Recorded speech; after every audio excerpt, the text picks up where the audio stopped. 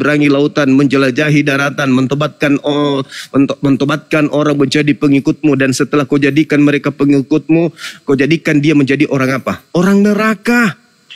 Dan apa? Dan 2 kali lebih jahat daripada kamu. Dan semua itu akan ditanggung oleh angkatan jahat ini. Jadi ada 3 sesi di mana angkatan jahat itu disinggung di dalam kitab saudara. Kalau Al-Quran jelas, wa qaulihim, mereka dihukum dengan karena ucapan mereka bahwa Nabi Isa disalib. Hukumannya Anda bisa jabarkan dalam kitab saudara. Ada 3. Yang pertama, ketika kemudian Yesus dimintai tanda kan, Yesus mengatakan tanda Yunus 3 hari 3 malam dalam perut ikan, 3 hari 3 malam dalam perut bumi, itu adalah tanda untuk angkatan jahat.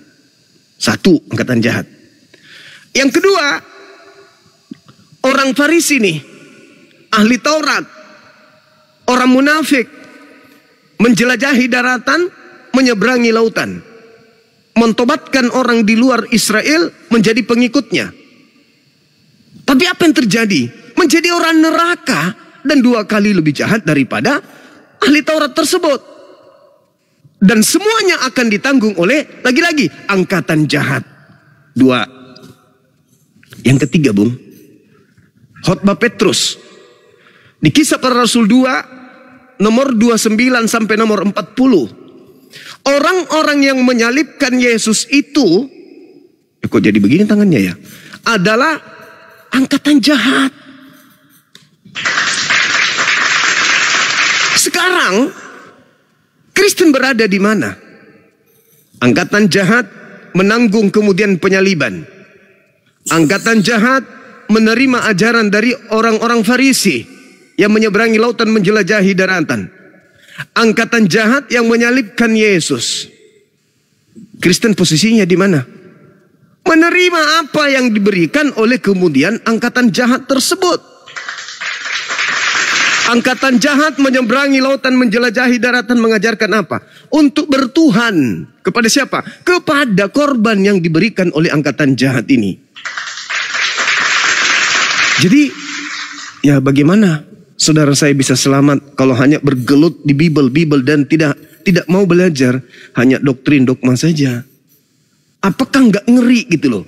Kata Yesus, hai kamu keturunan ular beludak, bagaimana mungkin kamu meloloskan diri kamu dari api neraka? Bagaimana mungkin? Yesus yang bertanya. Dan semua ini akan ditanggung oleh angkatan ini. Gak ngeri gitu? Gak ngeri? Belum lagi hal tersebut dibenarkan oleh Matius 7. Pada hari terakhir nanti banyak orang berseru kepadaku, Tuhan, Tuhan, bukankah kami bernubuat pakai namamu, mengusir setan pakai namamu, bermujizat pakai namamu? Pada saat itulah aku akan berterus terang kepada mereka, enyahlah daripadaku, aku tidak mengenal kalian. Kalian semua adalah pelaku kejahatan. Angkatan jahat. Orang yang memanggil Yesus Tuhan, orang bernubuat pakai nama Yesus, orang yang mengusir setan pakai nama Yesus, disebut angkatan jahat. Dan memang faktanya angkatan jahat minta tanda, angkatan jahat diberi tanda kebangkitan hari ketiga. Kristen ini adalah kelompok manusia yang percaya kepada sosok yang keluar dari kubur pada hari ketiga. Dan Kristen ini pada endingnya memanggil, bernubuat, mengusir setan, bermujizat pakai nama Yesus, dan dikatakan oleh Yesus dengan stempel di jidat sebagai pelaku kejahatan. Mau tunggu malaikat dari langit turun untuk menyadarkan? Mau tunggu malaikat dari langit nanti kiamat gitu, atau setelah datang malaikat maut, selamat pagi, aku adalah penguasa maut, ingin menjemput saudara. Nanti setelah itu datang baru mau sadar. Data demi data sudah disajikan.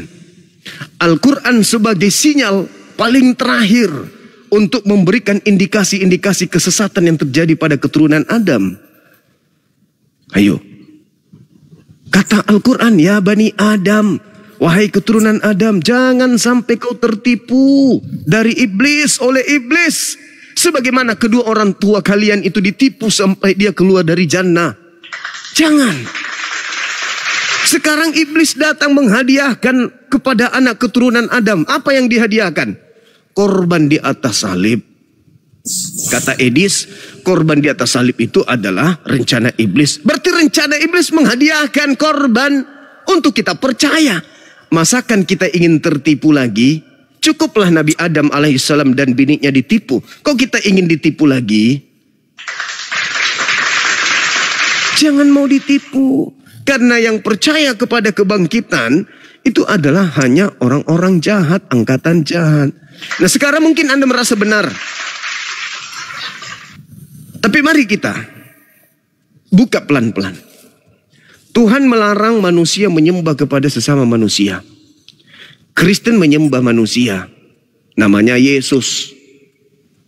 Itu jahat atau benar? Jahat. Tuhan melarang makan babi. Kristen makan babi. Apakah itu jahat? Jahat. Tuhan meminta untuk mengkuduskan hari Sabat, Sabtu. Kristen merubahnya hari Minggu. Apakah itu jahat? Jahat. Tuhan mengajarkan kemudian satu Tuhan. Kristen mengajarkan 3 pribadi Tuhan. Apakah itu jahat? Jahat. Tuhan mengajarkan bersunat. Kristen melarang bersunat. Apakah itu jahat? Jahat. Tuhan melarang jangan kau menambahi firmanku dan jangan kau mengurangi. Ulangan 4, nomor 1, nomor 2. Kristen menambahkan Lukas, Markus, Matius, Galatia, Filipi dan seterusnya. Apakah itu jahat? Jahat. Jahat. Lalu kejahatan ini dibungkus dengan ungkapan kasih. Kasihilah musuhmu dengan segenap hatimu. Itu yang kalian pakai membungkus kejahatan-kejahatan dalam pandangan Tuhan terhadap kalian. Ayo, mau sampai kapan?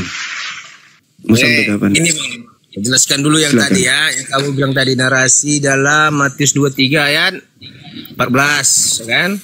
Celakalah kamu hai ahli Taurat dan orang-orang Farisi, hai kamu orang-orang munafik, sebab kamu menelan rumah jana-jana sedang kamu mengelabui mata orang dengan doa yang panjang-panjang. Sebab itu kamu akan menerima hukuman yang lebih berat. Ayat 15.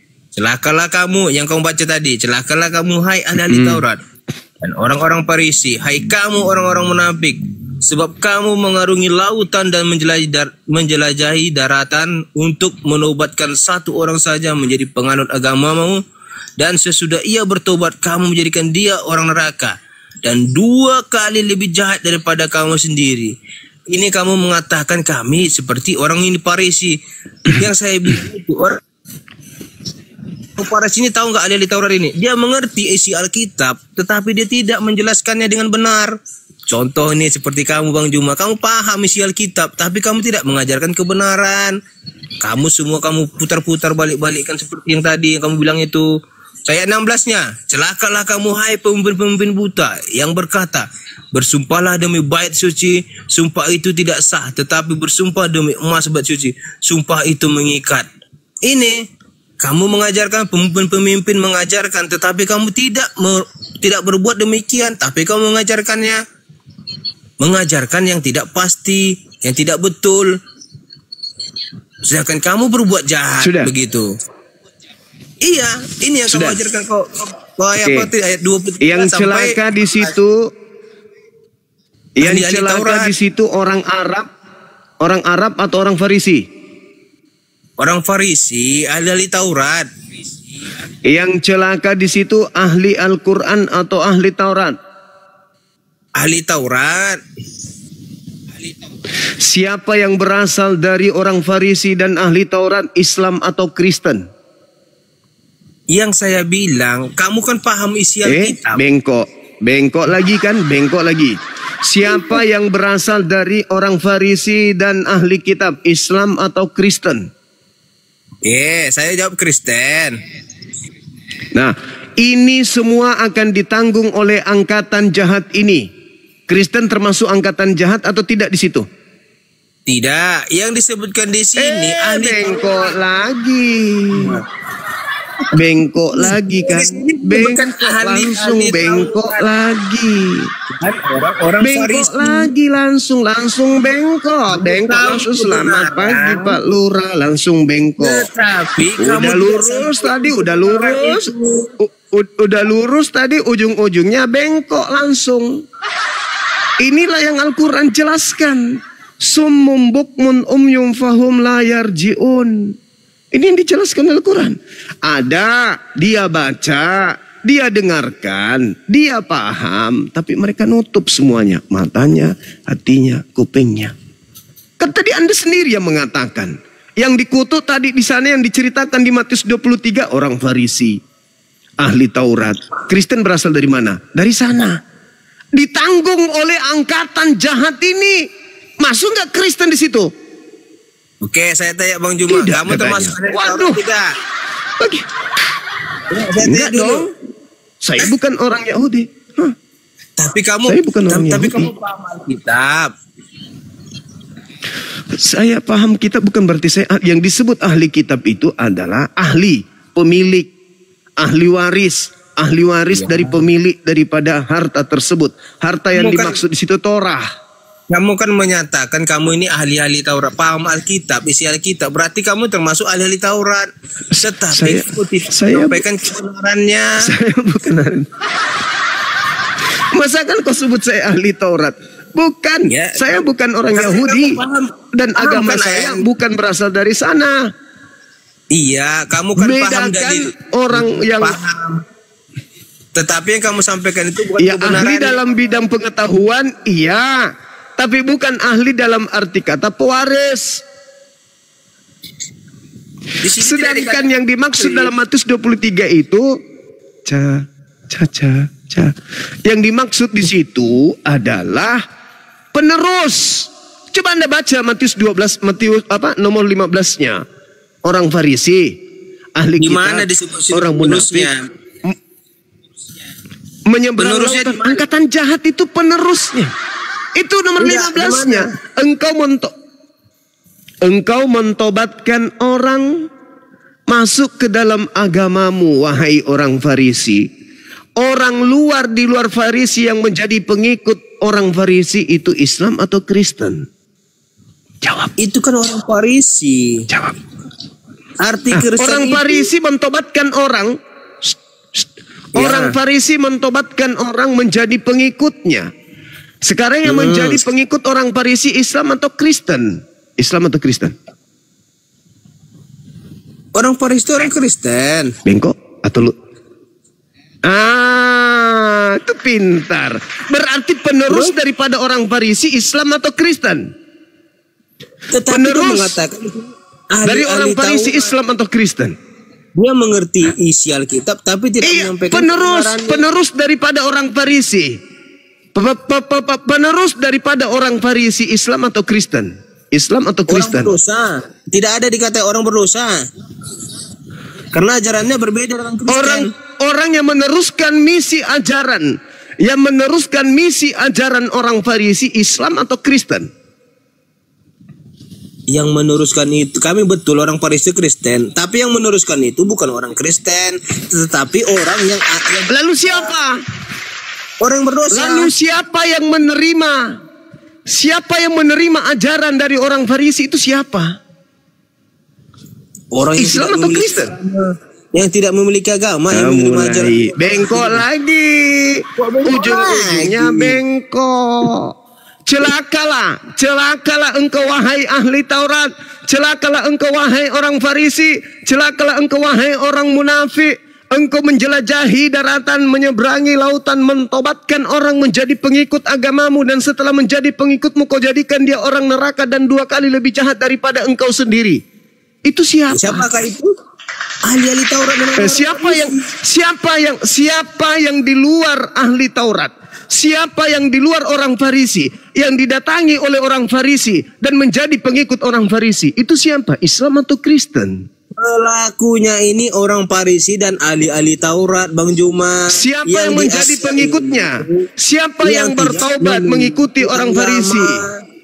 Siapa yang bertaubat mengikuti orang Farisi? Siapa? Islam atau Kristen? Mereka itu yang tidak mengenal Yesus Kristus. Mulai ngaco. Dijebaklah dia Orang dengan Farisi, ahli-ahli Taurat dan orang Farisi itu mentobatkan orang di luar kelompoknya untuk masuk menjadi pengikut agamanya. Paulus orang Farisi, Filipi 3 nomor 5. Aku orang Farisi. Aku menyeberangi lautan sampai ke Antioquia, sampai ke Kaliki, sampai ke Roma. Paulus itu kemudian pergi mentobatkan orang-orang menjadi pengikutnya. Dan Yesus mengatakan pengikut orang Farisi yaitu Paulus itu adalah orang neraka. Dan 2 kali lebih jahat. Kalau dikatakan bahwasanya orang jahat diberikan tanda kebangkitan hari ketiga, orang yang ditobatkan oleh orang Farisi jauh lebih jahat 2 kali. Kenapa? Angkatan jahat ketika dia membunuh, dia hanya melihat kemudian ada kebangkitan sampai dia bertobat. Anda baca di dalam Kisah Para Rasul 2 nomor 39-40. Orang-orang yang menyalibkan Yesus hingga kemudian Yesus yang mereka salib dijadikan Kristus. Mereka dituntun oleh Petrus untuk bertobat. Tapi kalian yang di luar daripada mereka 2 kali lebih jahat. Kenapa? Kalian satu, kejahatan pertama. Kalian percaya Yesus mati di salib dan bangkit pada hari ketiga. Kejahatan kedua, kalian menggantikan kemuliaan pencipta langit dan bumi dengan menjadikan yang keluar dari kubur itu sebagai Tuhan. Sejahat-jahatnya orang Farisi, semunafik-munafiknya orang Farisi tidak menuhankan makhluk yang keluar dari kubur. Tapi korban yang dia tobatkan untuk menjadi pengikutnya 2 kali lebih jahat. Kenapa? Karena mereka bukan orang Farisi, tapi mereka menyembah makhluk yang keluar dari kubur pada hari ketiga. Itulah kejahatan yang 2 kali lipat. Sejahat-jahatnya orang Yahudi, mereka tidak menyembah kepada makhluk yang keluar dari kubur. Tapi ada orang yang menjadi pengikut orang Farisi yang mengatakan dirinya sebagai Yahudi rohani, mereka menuhankan makhluk yang keluar dari kubur. Berarti betul Kristen adalah orang-orang neraka yang 2 kali lebih jahat daripada ahli Taurat itu sendiri.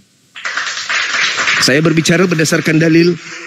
Tak ada orang Farisi yang meninggalkan Yerusalem, menyeberangi lautan, menjelajahi daratan, mendirikan sebuah agama di luar daripada agama Yahudi selain Paulus. Dan pengikutnya adalah orang-orang non-Yahudi yang tidak bersunat, yang suka makan babi, yang ibadahnya hari Minggu. Dan mereka kemudian menyembah makhluk yang keluar dari kubur atas ajaran orang Farisi Paulus. Ketika orang-orang di luar dari Farisi datang bertemu dengan Yesus, apa kata Yesus? Enyahlah daripadaku, aku tidak mengenal kalian. Kalian adalah semua pembuat kejahatan. Wa idza husyiran nasu kanu lahum a'da wa kanu bi ibadatihim kafir. Pada hari terakhir nanti apa yang mereka sembah selain daripada aku, kata Allah, akan menjadi musuh bagi mereka. Dan pemujaan-pemujaan yang mereka lakukan akan diingkari oleh siapa yang dipujinya selain daripada aku. Bukankah kami bernubuat pakai namamu? Bukankah kami bermukjizat pakai namamu? Bukankah kami bernubuat pakai namamu? Mengusir setan pakai namamu? Pada saat itulah aku Yesus akan berterus terang kepada mereka yang non-Israel, non-Farisi, enyahlah daripadaku, aku tidak mengenal kalian. Kalian semua adalah pembuat kejahatan. Yesus menceritakan itu. Kitab Anda menceritakan itu. Nabi Muhammad menceritakan itu. Kitab Al-Quran menceritakan itu. Sampailah pada berita gembira ini kepada Anda. Celakalah mereka yang mati dalam keadaan non-muslim sebelumnya tanpa bertemu dengan kami apologet Islam ini. Beruntunglah kalian yang non-muslim yang masih hidup dan bisa kemudian bertemu dengan kami. Tapi celakalah jika kemudian kalian tidak menggunakan akal, namun senantiasa membengkokkan semua apa yang telah kaidahnya sudah diluruskan. Tidak ada membengkokkan, Bang Jun. Kenapa tidak? Coba. Nah, sekarang orang Farisi ini Anda percaya? 21 sampai 23, coba baca dulu.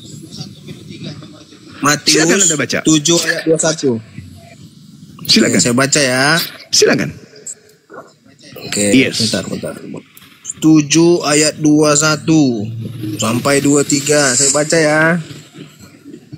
Bukan setiap orang yang berseru kepadaku, Tuhan, Tuhan, akan masuk ke dalam kerajaan surga, melainkan dianya melakukan kehendak Bapa-Ku yang di surga. Siapakah yang dimasuk ke Bapa-Ku surga ini? Itu Allah, Yesus. Oke. Pada hari terakhir, Yes. banyak orang akan berseru kepadaku, Tuhan, Tuhan, bukankah kami berbuat demi namamu dan mengusir setan demi namamu dan mengadakan banyak mujizat dengan namamu? Begitu tadi kan? Pada waktu itulah aku akan berterus terang kepada mereka dan berkata, aku tidak mengenal kamu. Enyalah daripadaku kamu sekalian pembuat kejahatan. Siapa yang dikatakan pembuat kejahatan ini? Yang tidak melakukan kehendak Bapa di surga. Bukan orang Kristen, tetapi yang tidak melakukan kehendak Bapa di surga. Baca 21. Baca 21-nya. Bukankah setiap setiap orang yang berseru kepadaku, Tuhan, Tuhan, akan masuk ke dalam kerajaan surga, melainkan dia yang melakukan kehendak Bapakku yang di surga. Jadi kalau dia tidak melakukan kehendak Bapa yang di surga, dia tidak akan masuk ke dalam kerajaan surga. Paham? Orang-orang Kristen beribadah hari Minggu itu kehendak siapa? Beribadah ke hari Minggu itu kehendak Bapa. Di mana tertulis kehendak Bapa? Bengkok lagi kan? Bengkok lagi.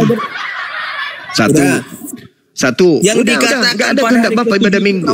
Yang kedua, dan beribadah kepada Tuhan gitu kemana? Itu tidak ada hubungannya dengan ibadah. Keluaran 31 nomor 14, bunuhlah orang yang tidak mengkuduskan hari Sabtu. Kemudian atas kehendak siapa Kristen? Sabar. Atas kehendak siapa Kristen menggantikan korban binatang dengan korban Yesus? Jawab. Atas kehendak siapa menggantikan korban binatang dengan Yesus? Di mana dalilnya itu, Bang Juma? Di mana? Pada zaman itu mereka setiap berbuat dosa.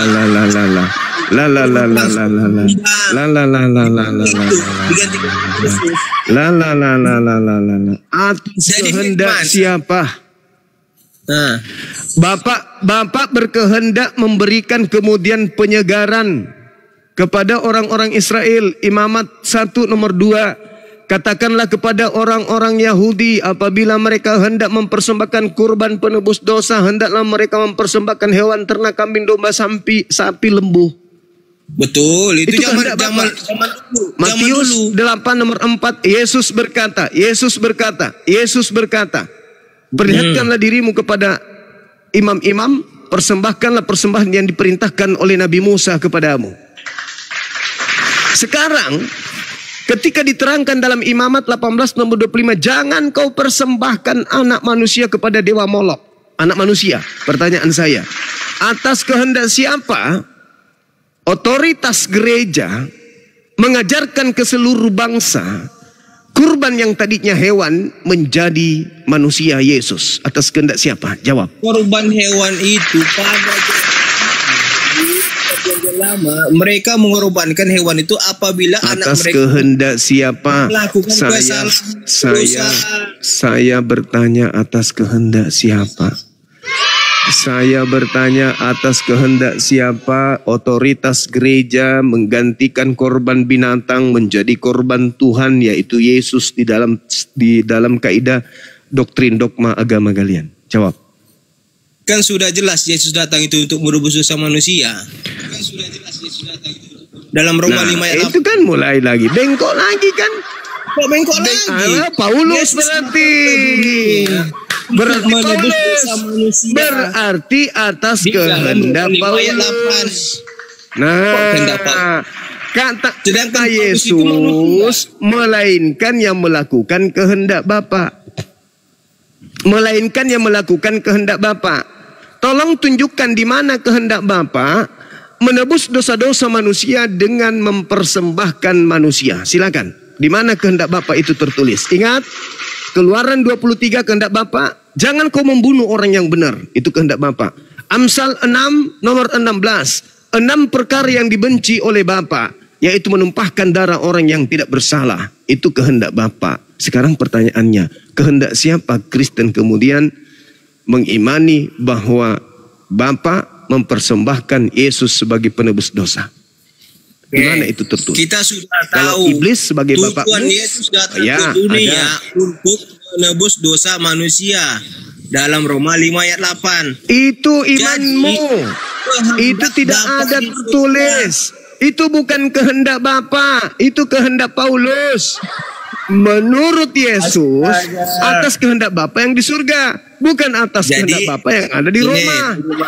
Dulu. Jadi di Alkitab ini terbongkar bukan? Terbongkar bukan? Terbongkar lagi, ya kan? Terbongkar. Ini. Iya, yang kutanya apa? Yang kutanya apa? Kamu tidak bersunat atas kehendak Paulus. Kamu makan babi atas kehendak Paulus. Kamu menuhankan Yesus atas kehendak Paulus. Kamu percaya pada hari ketiga bangkit Tuhanmu atas kehendak Paulus. Sedangkan Yesus mengatakan, ia melakukan kehendak Bapa. Sekarang sederhananya begini. Itu maumu. Sekarang pertanyaannya begini. Sekarang begini. Kehendak Bapa yang di surga itu tersimpul di perjanjian lama atau tersimpul di perjanjian baru? Jawab. Tersimpul. Maksudnya tersimpul gimana? Terkumpul maksudnya. Tersimpul maksudnya terletak di perjanjian lama atau terletak di perjanjian baru. Kehendak Bapa. Kehendak Bapa itu ya jelas dua-duanya di perjanjian lama itu kehendak Allah, di perjanjian baru itu kehendak Yesus. Mulai bengkok. Di mana Bapak kemudian berfirman kepada pengarang-pengarang kitab perjanjian baru? Di mana? Di mana? Ini angkatan jahat ini selalu jahat. Menulis. Di mana Bapak berfirman kepada pengarang kitabmu? Ayo. Di mana? Menulis. Iya, menulis karangannya. Iya. Kalau bukan karangan berarti Tuhan pernah berfirman kepada mereka kan? Mereka hanya menulis apa yang diperintahkan oleh Tuhan, bukan mengarang. Nah, di mana Tuhan memerintahkan mereka menulis? Di mana mereka? Emang ada tuh, tulislah ini. Ada. Mana? Di mana coba? Nabi Musa menerima firman. Nabi Musa menerima firman dari Bapa yang di surga. Di mana Lukas menerima firman dari Bapa? Sama seperti Al-Quran. Di mana Al-Quran ditulis? Tidak bisa. Al-Quran itu berasal dari Allah melalui malaikat, melalui kemudian roh kebenaran, melalui kemudian roh kudus. Gitu. Para ahli-ahli sebelumnya. Bukan sekarang kembali kemudian ke dalam kitab saudara. Di mana kehendak Bapa agar Kristen mempersembahkan manusia untuk menebus dosa? Kan sudah saya jelaskan tadi Bang Ima, Yesus itu datang untuk menebus dosa manusia, bukan dalam Roma 5 ayat. Di mana? Saya tidak tanya itu. Saya tidak tanya itu, Bang. Yang saya tanya di mana? Di mana? Ayo, di mana? Cepat. Apanya di mana kehendak Bapak? Kan tidak ada bukan setiap orang yang masuk ke dalam masuk ke dalam surga melainkan yang melakukan kehendak Bapak. Nah, mana kehendak Bapak? Agar kemudian kurban hewan diganti menjadi kurban manusia itu di mana? Di mana datanya digantikan seperti itu? Lah. Tadi kamu baca dalilmu Roma hanya satu kali menjadi korban untuk selama-lamanya. Yesus. Jadi korban penebus dosa kalian itu Yesus. Di mana? Lah itu sekarang Yesus itu sebagai korban. Yohanes 1 nomor 29. Inilah anak domba Tuhan untuk menghapuskan dosa dunia. Dalam kitabmu sendiri. Nah, di mana kehendak Bapak begitu? Di mana kehendak Bapak? Hendaklah kau menebus dosa dunia dengan darah Yesus, itu di mana kehendak Bapak tertulis? Dalam Roma 5:8. Oh, jadi Paulus itu bapakmu. Udah benar, Paulus itu bapakmu. Roma itu kan catatan Paulus. Roma itu catatan siapa? Saya baca dulu. Roma itu catatan siapa? Roma itu keinginan siapa? Roma. Tetapi dia menulis Roma itu oleh Tuhan. Di mana Tuhan berfirman kepada Paulus? Di mana ya. Tuhan berfirman kepada Paulus? Di mana? Saya baca Roma 5 ayat 8. Akan tetapi Allah menunjukkan kasih kepada kita oleh karena Kristus telah mati untuk kita ketika kita masih berdosa. Sesuai dengan pertanyaan tadi, kenapa Yesus itu digantikan? Kok itu karangan Paulus yang saya tanya firman Bapa, jangan kau bawa firman Paulus. Paulus sudah jadi Tuhan rupanya. Oke ya. Jadi angkatan jahat itu adalah mereka yang menerima ajaran dari orang Farisi, Matius 23. Dan orang yang menjadi penghuni neraka orang-orang yang menjadi penghuni neraka adalah orang yang percaya kepada kebangkitan pada hari ketiga. Orang yang percaya kepada orang Farisi, orang yang menjadi korban kemudian dari orang Farisi adalah orang neraka. Semua ditanggung oleh angkatan ini. Matius 23 endingnya di data nomor 36. Kami tidak percaya.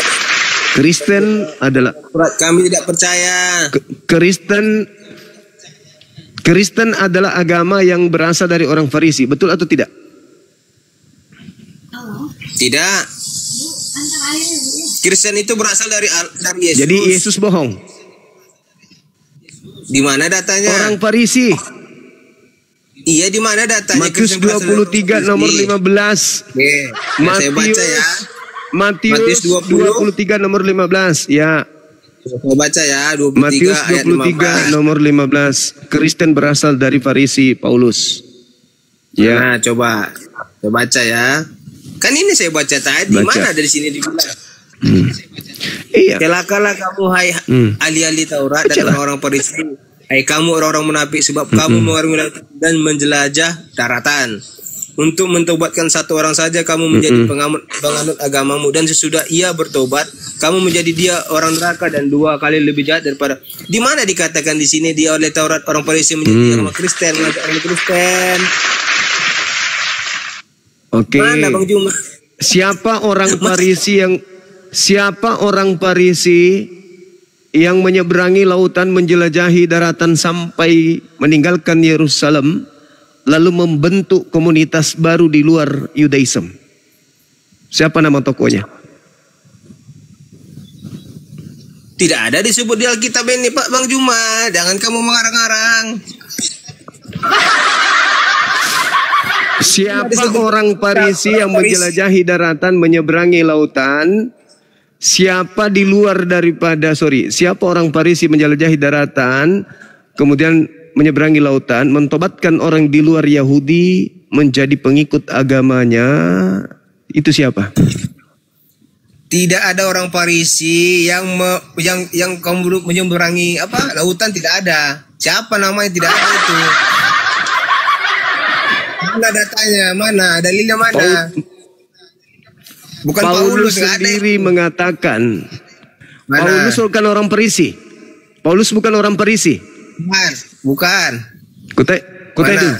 Hah? Mana datanya? Paulus coba? ini bukan orang Farisi. Bukan. Filipi 3 nomor 5. Coba kamu baca. Oke, saya baca ya. Baca. Filipi 3 ayat 5. Iya. Dah. Disunat pada hari ke-8 dan dari bangsa Israel, dari suku Benjamin, orang Ibrani asli. Berarti orang Ibrani asli. Tentang pendirian terhadap hukum Taurat. Aku orang Farisi. Udah? Kau mau bengkokkan lagi? Paulus bukan orang Farisi. Dari suku Benjamin. Mau dibengkokkan lagi? Baca Mau dibengkokkan dari lagi? bangsa Israel. Paulus ini orang Farisi atau bukan? Paulus ini orang Farisi atau bukan? Farisi atau bukan? Kan tentang pendirian terhadap hukum Taurat. Kok bengkok? Bengkok atau lurus nih? Bengkok atau lurus? Paulus orang Farisi atau bukan? Coba saya baca sekali lagi ya, perhatikan ya. Iya. Disunat pada hari ke-8. Iya, iya. Dari bangsa Israel. Bangsa Israel kan? Bukan orang Farisi. Dari suku Benjamin. Iya. Iya. Nah, orang Ibrani asli. Pas kan? Tentang pendirian hukum Taurat. Oh, aku orang Farisi katanya. Nah, dia kan orang bangsa Israel. Iya, dia orang Israel. Kenapa dia disebut Farisi? Karena dia ahli Taurat. Yang dikecam Yesus di tanah di Matius tadi ahli Taurat. Paulus ahli Taurat. Paulus orang Farisi. Ketika dia bersurat dalam 1 Korintus 9 nomor 19 nomor 20-21, kepada orang Yahudi ngaku Yahudi, kepada orang Yunani ngaku Yunani, kepada orang yang taat Taurat mengaku taat Taurat, kepada yang tidak taat Taurat mengaku tidak taat Taurat. Itu munafik atau bukan? Munafik. Ya, munafik. Tiga-tiganya kena. Tiga-tiganya kena. Ketika dikatakan engkau menyeberangi lautan. Dengar. Engkau menyeberangi lautan. Jelas tertulis di dalam Kisah Para Rasul 27. Paulus menyeberangi lautan. Engkau menjelajahi daratan. Jelas dikatakan kemudian di Kisah Para Rasul 19. Paulus menyeberangi daratan. Kisah Para Rasul 27. Paulus menjelajahi lautan. Menyeberangi lautan. Oke, mentobatkan orang. Paulus itu kerjanya mentobatkan orang. Anda baca kemudian di Kisah Para Rasul 17. Kerjanya mentobatkan orang-orang di luar Yahudi untuk menjadi pengikutnya. Kata Yesus, kau jadikan orang neraka dan 2 kali lebih jahat daripada engkau sendiri. Celakalah engkau wahai ahli Taurat. Paulus ahli Taurat. Filipi 3 nomor 6 nomor 7. Celakalah kemudian itu Paulus. Celakalah kemudian engkau wahai orang Farisi.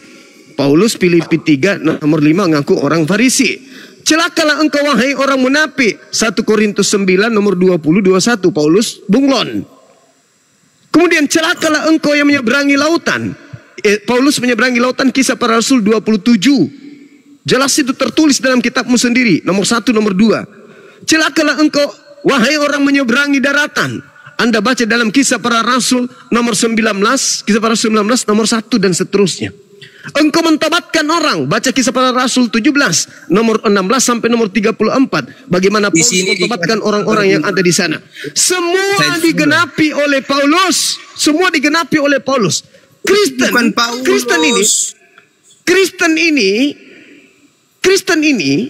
memiliki tokoh. Di dalam Kisah Para Rasul 24 nomor 5. Orang-orang Yahudi kemudian teriak, Paulus ini adalah penyakit sampar. Dialah yang telah menyesatkan orang-orang Yahudi di seluruh dunia yang beradab. Dan dia adalah tokoh dari agama Kristen. Paulus orang Farisi. Anda baca tadi. Yang tadi itu bukan Paulus. Lalu siapa? Ayo. Baca siapa orang Farisi ahli Taurat menjelajahi daratan mentobatkan orang kemudian. Bentar saya baca. Tunggu. Dengarkan saya dulu. Saya simpulkan dulu. Celakalah engkau wahai ahli Taurat. Di dalam kitab saudara Filipi ahli Taurat. Celakalah engkau wahai ahli Taurat. Iya, Paulus itu ahli Taurat atau bukan?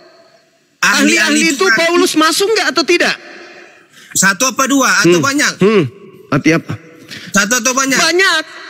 Ya udah, banyak. Berarti bukan Paulus, karena ini banyak. Dan kenapa bukan Paulus? Lalu siapa? Lalu siapa kalau bukan Paulus? Siapa kalau bukan Paulus? Siapa? Farisi. Itu dimaksudkan orang-orang yang berdosa. Siapa kalau bukan Paulus? Orang-orang yang kalau bukan Paulus? Siapa? Orang-orang yang berdosa yang mengerti ayat. Siapa kalau bukan Paulus? Yang menyeberangi lautan. Siapa orang Farisi yang keluar dari Israel mentobatkan orang di luar Israel menjadi pengikut agamanya? Siapa? Jangan Paulus. Tunjukkan satu nama, silakan, saya tunggu. Jangan Paulus. Saya juga udah bosan sebut namanya. Udah bosan dengar. Siapa? Siapa orang Farisi? Siapa ahli Taurat? Orang munafik yang menyeberangi lautan, menjelajahi daratan dan mendapatkan pengikut. Di dalam Galatia 1:15, aku diutus kepada orang-orang non-Yahudi. Mampus. Angkatan jahat ini, kata Yesus, tidak akan lepas dari neraka. Matius 23 nomor 34. Nerakanya orang Farisi ditanggung angkatan jahat ini. Nomor 36-nya. Sahabatku Ain. Barakallahu fikum wa ahlikum. Ayo silakan ceman-cemanku yang masih mau kemudian mendengarkan kebenaran isi dari Bible kalian yang menceritakan tentang angkatan jahat. Halo, selamat sore Bang Zuma. Sore saudara. Bisa buka kameranya? Ya, Bang Zuma, saya open cam dulu ya. Boleh ya? Iya, boleh. Mangga. Halo Bang Zuma. Iya. Halo ya, aku juga. mau tanya aja, yang kemarin Bang Zuma bilang nama Allah itu disembunyikan dan baru dikeluarkan di abad ke-7. Itu gimana maksudnya? Iya, emang ada nama Allah di dalam kitab-kitab sebelumnya. Jadi Allah itu belum ada di sebelum abad ke-7. Allah sudah ada, pencipta langit dan bumi itu sudah ada. Lalu kenapa Aku Anda menyatakan mengatakan Allah itu baru ada di abad 7? Penamaannya, penyebutan namanya baru dikenal kemudian dengan sebutan Allah, dinyatakan melalui Al-Quranul Karim. Berarti Tapi nabi-nabi orang-orang sudah sebelumnya, mengenal pencipta nabi-nabi langit dan sebelumnya bumi nggak itu kenal berarti ada. dengan nama Allah. Nama Allah itu baru dinyatakan dalam sebuah kitab suci Al-Quranul Karim pada abad ke-7. Allah sudah menyatakan dirinya sejak manusia pertama diciptakan. Wa isqala rabbuka lil malaikati inni ja'ilun fil ardi khalifah. Terjadi kemudian tanya jawab terhadap Allah dengan para malaikat. Datanya bisa nggak datanya ditampilkan? Al-Quran surah Al-Baqarah. Anda boleh baca dalam Al-Quran surah Al-Baqarah, itu sudah sangat jelas. Sekarang ketika apa yang saya nyatakan, bunyinya seperti apa itu Bang Juma? Bunyinya seperti apa? dan ketika Allah hendak menciptakan seorang pemimpin di atas muka bumi ini, Allah kemudian mengajak para malaikatnya untuk kemudian bersujud menghormat kepada Adam yang telah diciptakannya itu. Kemudian para malaikat bersujud illa iblis, kecuali iblis. Itu. Nah, sekarang di dalam tradisi Yudaism tidak ada satupun nama Tuhan di sana. Mana nama Tuhan itu? Gak ada. Di Keluaran 15 ayat 3 ada. Apa katanya di situ? Silakan buka. Saya cuma satu device jadi nggak bisa buka. Ya, apa yang dikatakan di situ? Ya, itulah namaku. Itulah ya kan? namanya. Nah, apa namanya di situ? Apa di situ disebut? Yod-He-Va-Pe, Yehova. Itu merujuk kepada Tuhan itu sendiri. Kalau itu betul,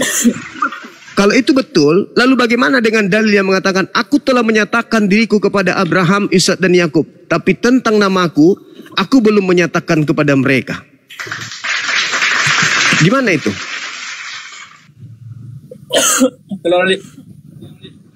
Gimana? Keluaran 15 ayat yang ketiga coba dibuka dulu Bang Zuma. Iya, coba Anda baca. Sudah benar itu tadi. Sudah benar. Nah, sekarang aku menyatakan diriku, aku menyatakan namaku. Namaku belum aku nyatakan. Itu kan kepada Musa, Bang Zuma. Itu kan kepada Musa. Itu kan kronologis waktunya kepada Bang Zuma lagi. Kepada Nabi Musa di Keluaran 15 yang ketiga. Yahweh itulah namaku. Coba buka. Lah, buka ayatnya. lalu bagaimana dengan Abraham yang sudah memanggil dengan panggilan Yahweh? Bagaimana? Abraham selalu memanggil sebutan Tuhan dengan nama Yahweh, tapi ternyata Yahweh itu bukan Tuhannya, nama Tuhan. Di dalam Keluaran 6 nomor 3 di situ diterangkan coba Anda baca di dalam Keluaran 6. Di situ dikatakan, aku menyatakan diri kepada Abraham. Aku menyatakan diri kepada Abraham, kepada Ishak dan Yakub. Tetapi tentang namaku, aku tidak mengatakan kepada mereka. Itu menampakkan diri, Bang Itu gimana Zuma, itu? bukan menyatakan diri. Menampakkan diri. Iya, aku menampakkan diri, tapi tentang namaku aku tidak ajarkan. Keluaran 6 nomor 3. Jelas itu. Itu kan di Yahudi. Itu kan di Yahudi, bukan di Islam. Gimana sih? Lucu orang ini. Tuhan menyatakan diri, menampakkan diri kepada Abraham, Ishak dan Yakub. Tapi tentang namaku, aku belum menyatakan kepada mereka. Oke. Jadi begini Bang Zuma, itu kan kita menyatakan diri kepada Abraham dan nabi-nabi sebelum Nabi Muhammad itu Yotefafe. Nah, dalam bahasa asli itu proper name, itu bukan generic name, ya. Coba lihat. Itu nama, itu nama atau bukan? Itu nama atau bukan? Coba lihat. Nah, itu nama. Kalau itu proper name, kenapa kemudian Tuhan mengatakan aku belum menyatakan namaku?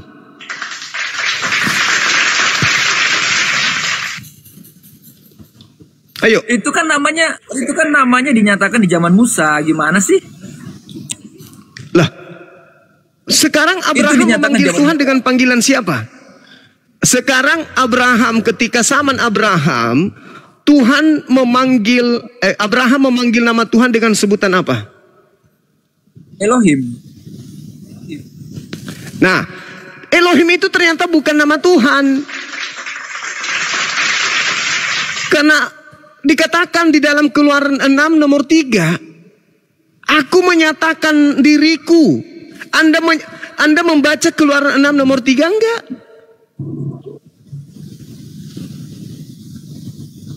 Kan begini Bang, aku menyatakan diri. Aku menyatakan diriku kepada Abraham, memperlihatkan diriku katanya. Tapi tentang namaku, aku tidak mengajarkannya kepada Abraham. Berarti Abraham belum mengenal nama Tuhan. Tapi gimana? Keluaran 6 nomor 3, saudara.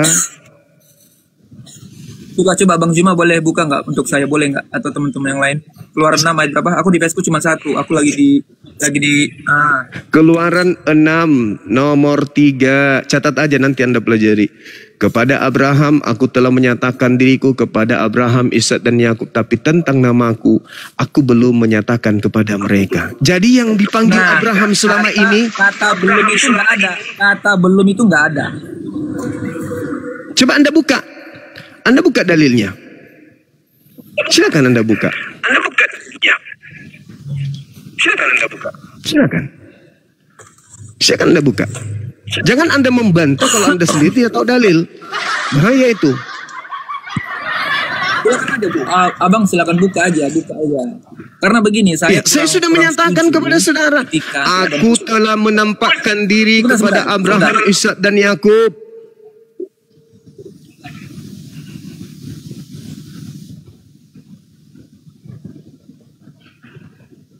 Tapi begini Bang Zuma, yang saya kejar sama Bang Zuma tuh begini. Ketika Bang Zuma bernarasi bahwa nama Allah itu baru ada di abad ke-7. Nah itu kan, itu yang saya kurang setuju. Lah, gitu loh. Karena para nabi karena Al-Quran baru menyatakan kemudian secara sah nama Tuhan itu.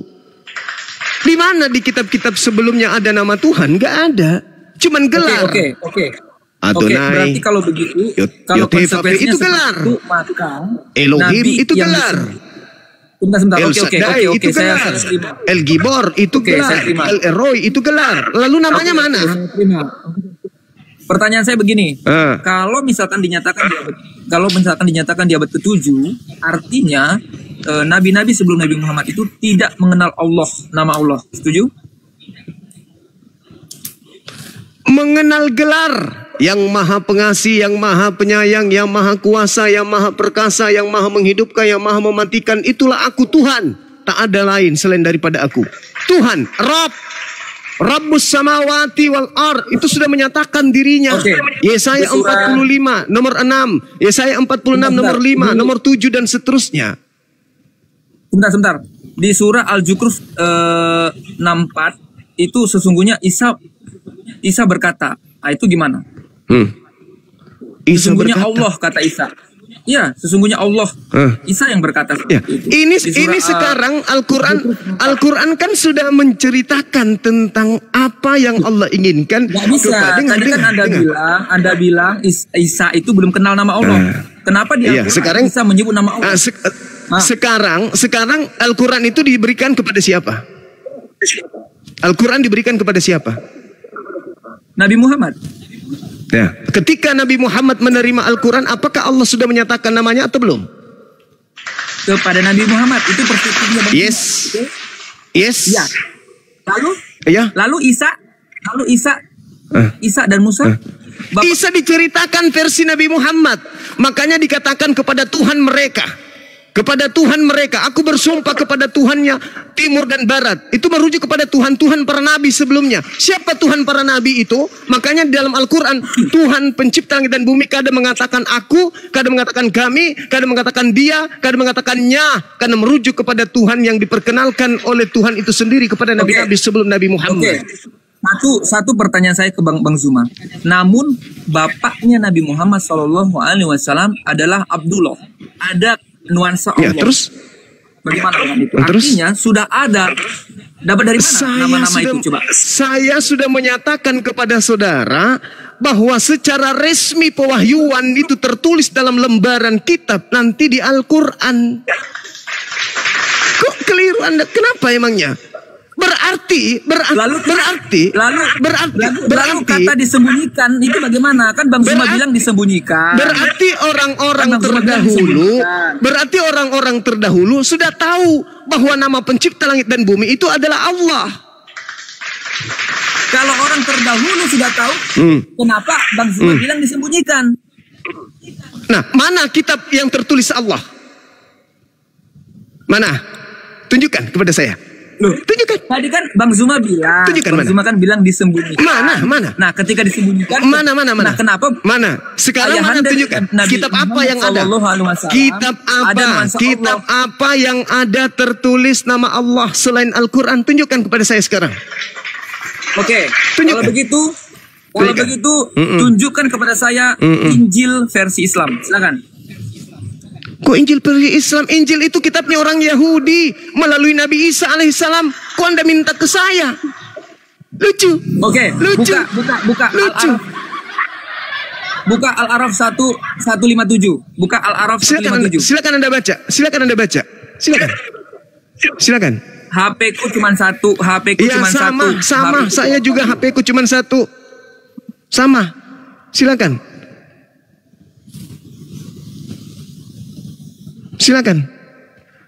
Anda buka.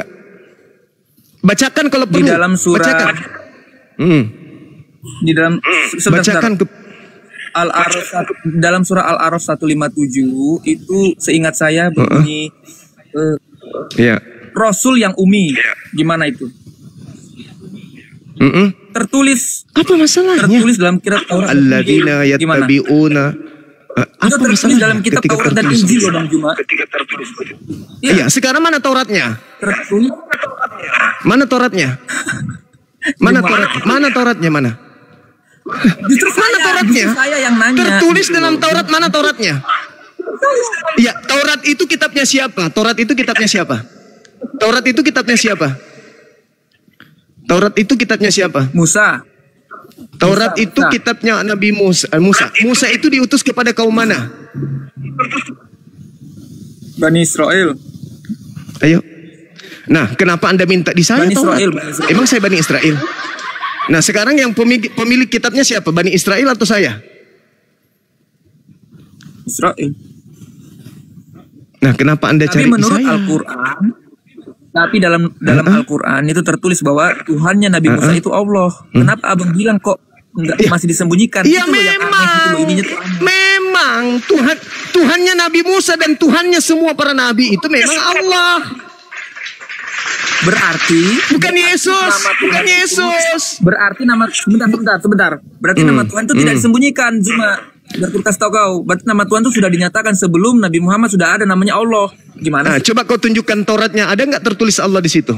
Mana Tauratnya? Silakan tunjukkan kepada saya. Di dalam malu. Sebentar. Di dalam Al-Quran itu tertulis kamu malu. Musa kamu malu. mengenal Tuhannya dengan nama Musa. Isa mengenal Tuhannya dengan nama Allah.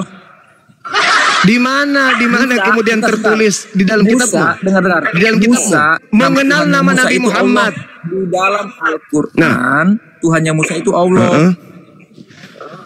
Itu diterangkan oleh Allah kepada Nabi Muhammad kan? Oke? Ketika Anda menceritakan kemudian hal tersebut, Allah Subhanahu wa ta'ala menceritakan kemudian Taurat itu tentang Nabi Musa itu ke dalam bahasa Arab. Itu dijelaskan di dalam Al-Quranul Karim. Itu jelas itu. Itu terang di dalam Al-Quranul Karim. Nah sekarang ketika Anda mengatakan, di mana kemudian Al-Quran ini menceritakan bahwa Nabi Abraham, Nabi Isa, Nabi Musa mengenal Tuhan dengan sebutan Allah.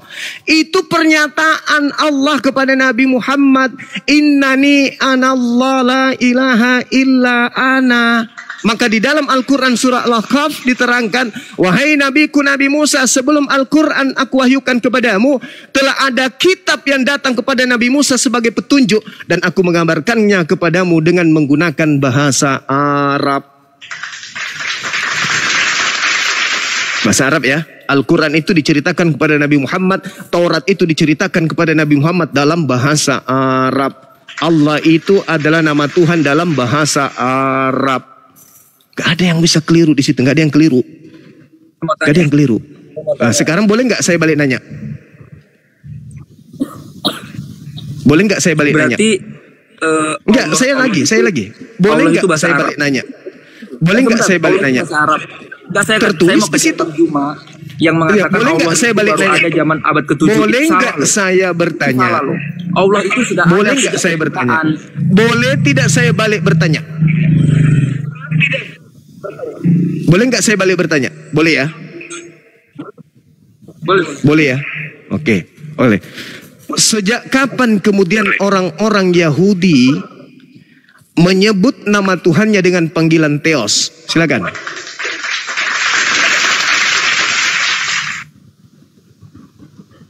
Kita tahu ya, Theos itu artinya adalah sesembahan atau dewa dalam bahasa Yunani ya. Nah, kemudian pertanyaan Bang Zuma, sejak kapan orang Yahudi kan hanya beberapa orang yang percaya kepada Yesus. Gimana sih?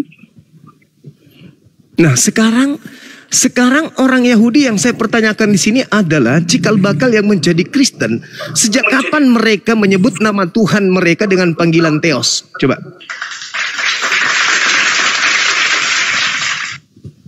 Theos itu gelar Bang Juma, itu gelar. Sejak kapan orang Yahudi? Sejak kapan? Bukan menjelaskan tentang Theos. Saya tanya sejak kapan orang Yahudi memanggil Tuhannya? Sejak kapan? Jangan disama-samain dong. Sejak kapan orang Yahudi memanggil Tuhannya dengan panggilan Theos?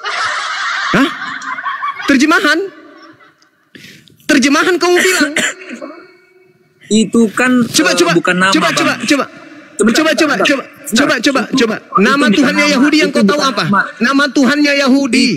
Nama Tuhannya Yahudi yang kau tahu itu siapa coba? Nama Tuhannya Yahudi yang kau tahu itu siapa? YHWH. Coba dalam penyebutan Yunaninya apa? Yunaninya Theos. Yeva. Sebentar. Tanya ulang dulu. Jangan tertawa dong. Sebentar, jangan tertawa. Allahu Akbar. Aduh, para. Minta maaf. Tadi salah. Taruhlah nama Tuhannya orang Yahudi. Sekarang Yehova. Theos ini apa? Ya, Theos ini apa? Theos ini gelar. Gelar. Coba kamu tunjukkan kitab Anda Septuaginta atau di kitab saudara yang bahasa Yunani, apa itu perjanjian lama, perjanjian baru tertulis Yehova. Silakan.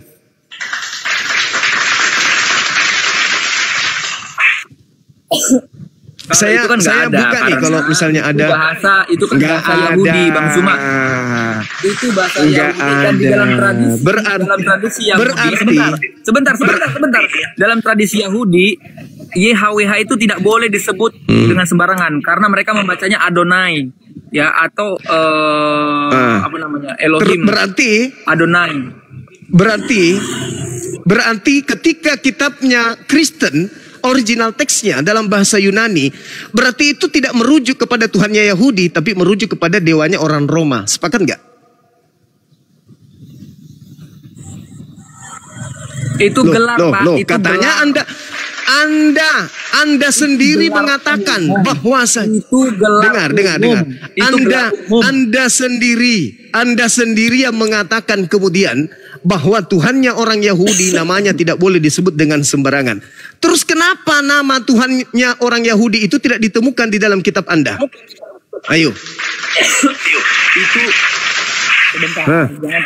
kenapa tidak ditemukan satupun? Kenapa tidak ditemukan satupun nama Tuhannya orang Yahudi di dalam kitab Anda? Ayo. Sebentar. Pertama ya, saya jelaskan. Diam dulu. Itu Theos itu adalah gelar. Kemudian orang Yahudi itu tidak berani. Pertanyaan saya dengarkan, jangan kau yang mendikte. Pertanyaan saya, kamu sudah mengatakan, kamu yang harus dengar saya. Kamu yang harus mendengarkan saya. Jangan kau ngarang bebas. Dengarkan.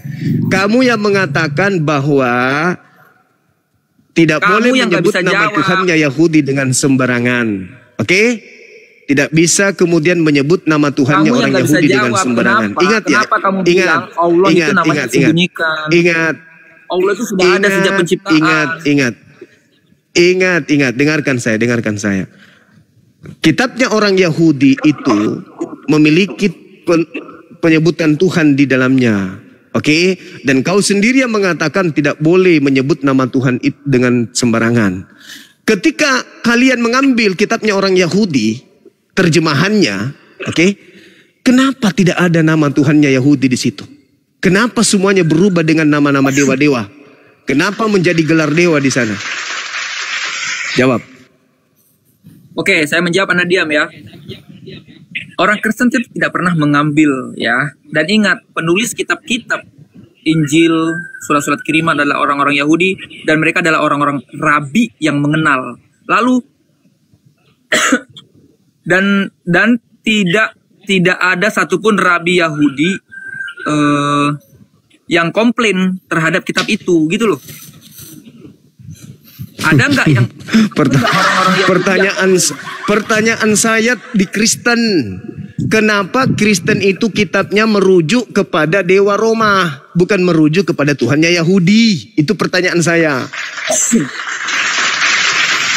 Itu pertanyaan. Saya tanya Bang Juma, ilah itu artinya dewa bukan?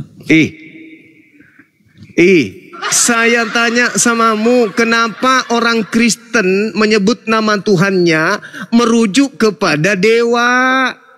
Kenapa nggak merujuk kepada Tuhannya Yahudi? Itu pertanyaan saya loh. Anda kan menggunakan kitabnya orang Yahudi. Kenapa malu?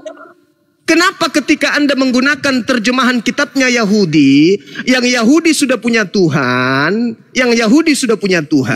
kalian malah merujuk kepada dewanya Roma? Itu pertanyaan saya. Kita ini namanya kita debat linguistik ya, kita debat linguistik. Sekarang saya ingin Bang Zuma menggunakan bahasa Arab Apakah itu Sebentar. dengar saya. Apakah itu hanya sebatas linguistik atau memang dengar dulu. Apakah itu hanya linguistik? Apakah itu hanya linguistik atau memang Tuhannya Yahudi nggak boleh disebut sembarangan? Ayo, jawab. Kau sendiri yang memuntahkan tadi pernyataan itu. Bukan cuma sekedar linguistik. Tuhannya Yahudi loh. Tuhannya Yahudi. Yang Anda ambil kitabnya masuk ke dalam bahasa Septuaginta. Kenapa? Ini dengar. Kenapa Tuhannya Yahudi kamu arahkan kepada dewa-dewa Roma? Kenapa? Kenapa itu loh pertanyaan saya. Izinkan saya bicara boleh? Oke. Theos itu adalah gelar ya ilahi. Kemudian saya mau tanya sama Bang Zuma dalam bahasa Arab.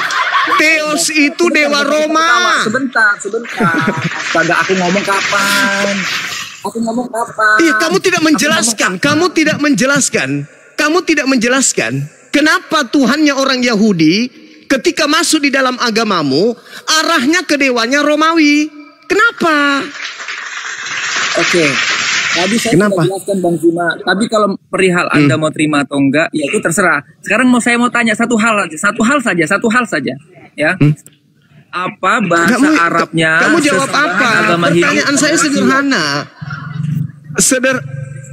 Sederhana pertanyaan saya, kenapa kamu mengarahkan Tuhannya Yahudi masuk ke dalam agama orang Roma? Bang Zuma. Kenapa? Bukankah Tuhannya orang Yahudi namanya tidak boleh disebut sembarangan? Dan kamu ambil kitabnya orang Yahudi. Tapi kau menyebutnya dengan sebutan sembarangan. Kau menyebutnya dengan sebutan Theos. Bukankah Theos itu dewanya Roma? Bukankah Theos itu dewanya Yunani?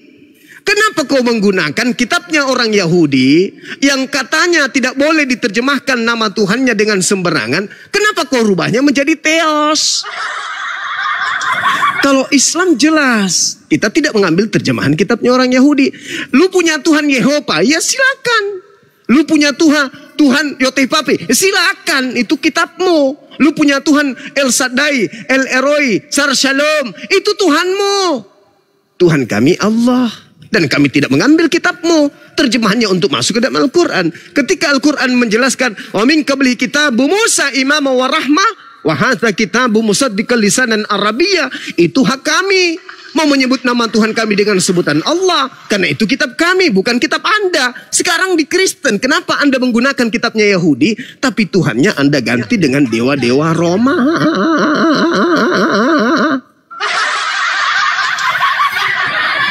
Ayo.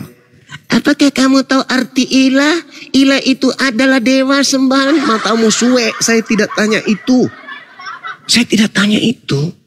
Yang saya tanya, kitabnya orang Yahudi yang hanya merujuk kepada penyembahan terhadap Tuhan yang menyatakan diri kepada Abraham, Ishak dan Yakub, kenapa seketika berubah menjadi Theos? Kumaha?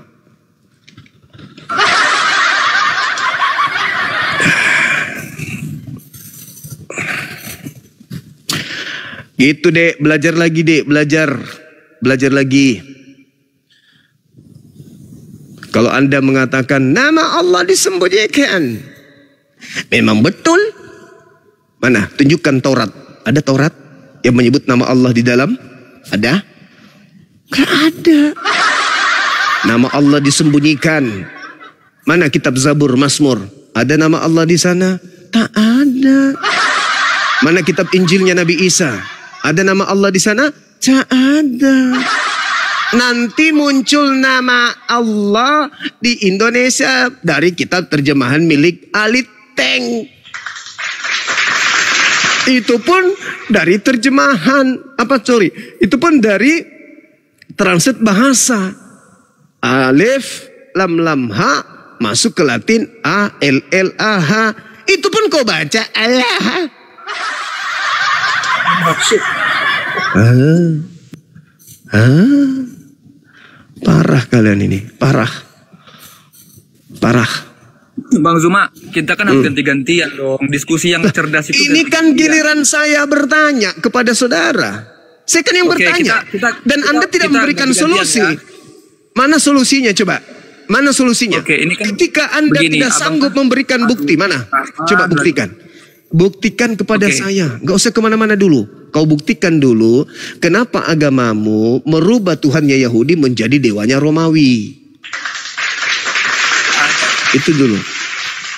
Itu dulu kamu selesaikan. Gak ada begini-begini ya, saya kasih tahu. Kok tidak ada pula? Mana nama Tuhannya Yahudi di dalam kitab?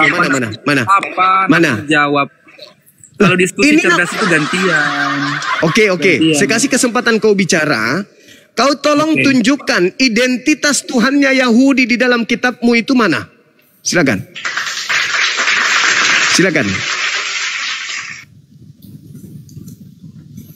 Silakan kamu tunjukkan identitasnya kitabnya Yahudi di dalam kitabmu. Tunjukkan sama saya kalau Theos itu adalah nama dewa. Coba Theos itu nama dewa kan? Coba tunjukkan. Coba tunjukkan dulu. Biar kita lurus gitu loh.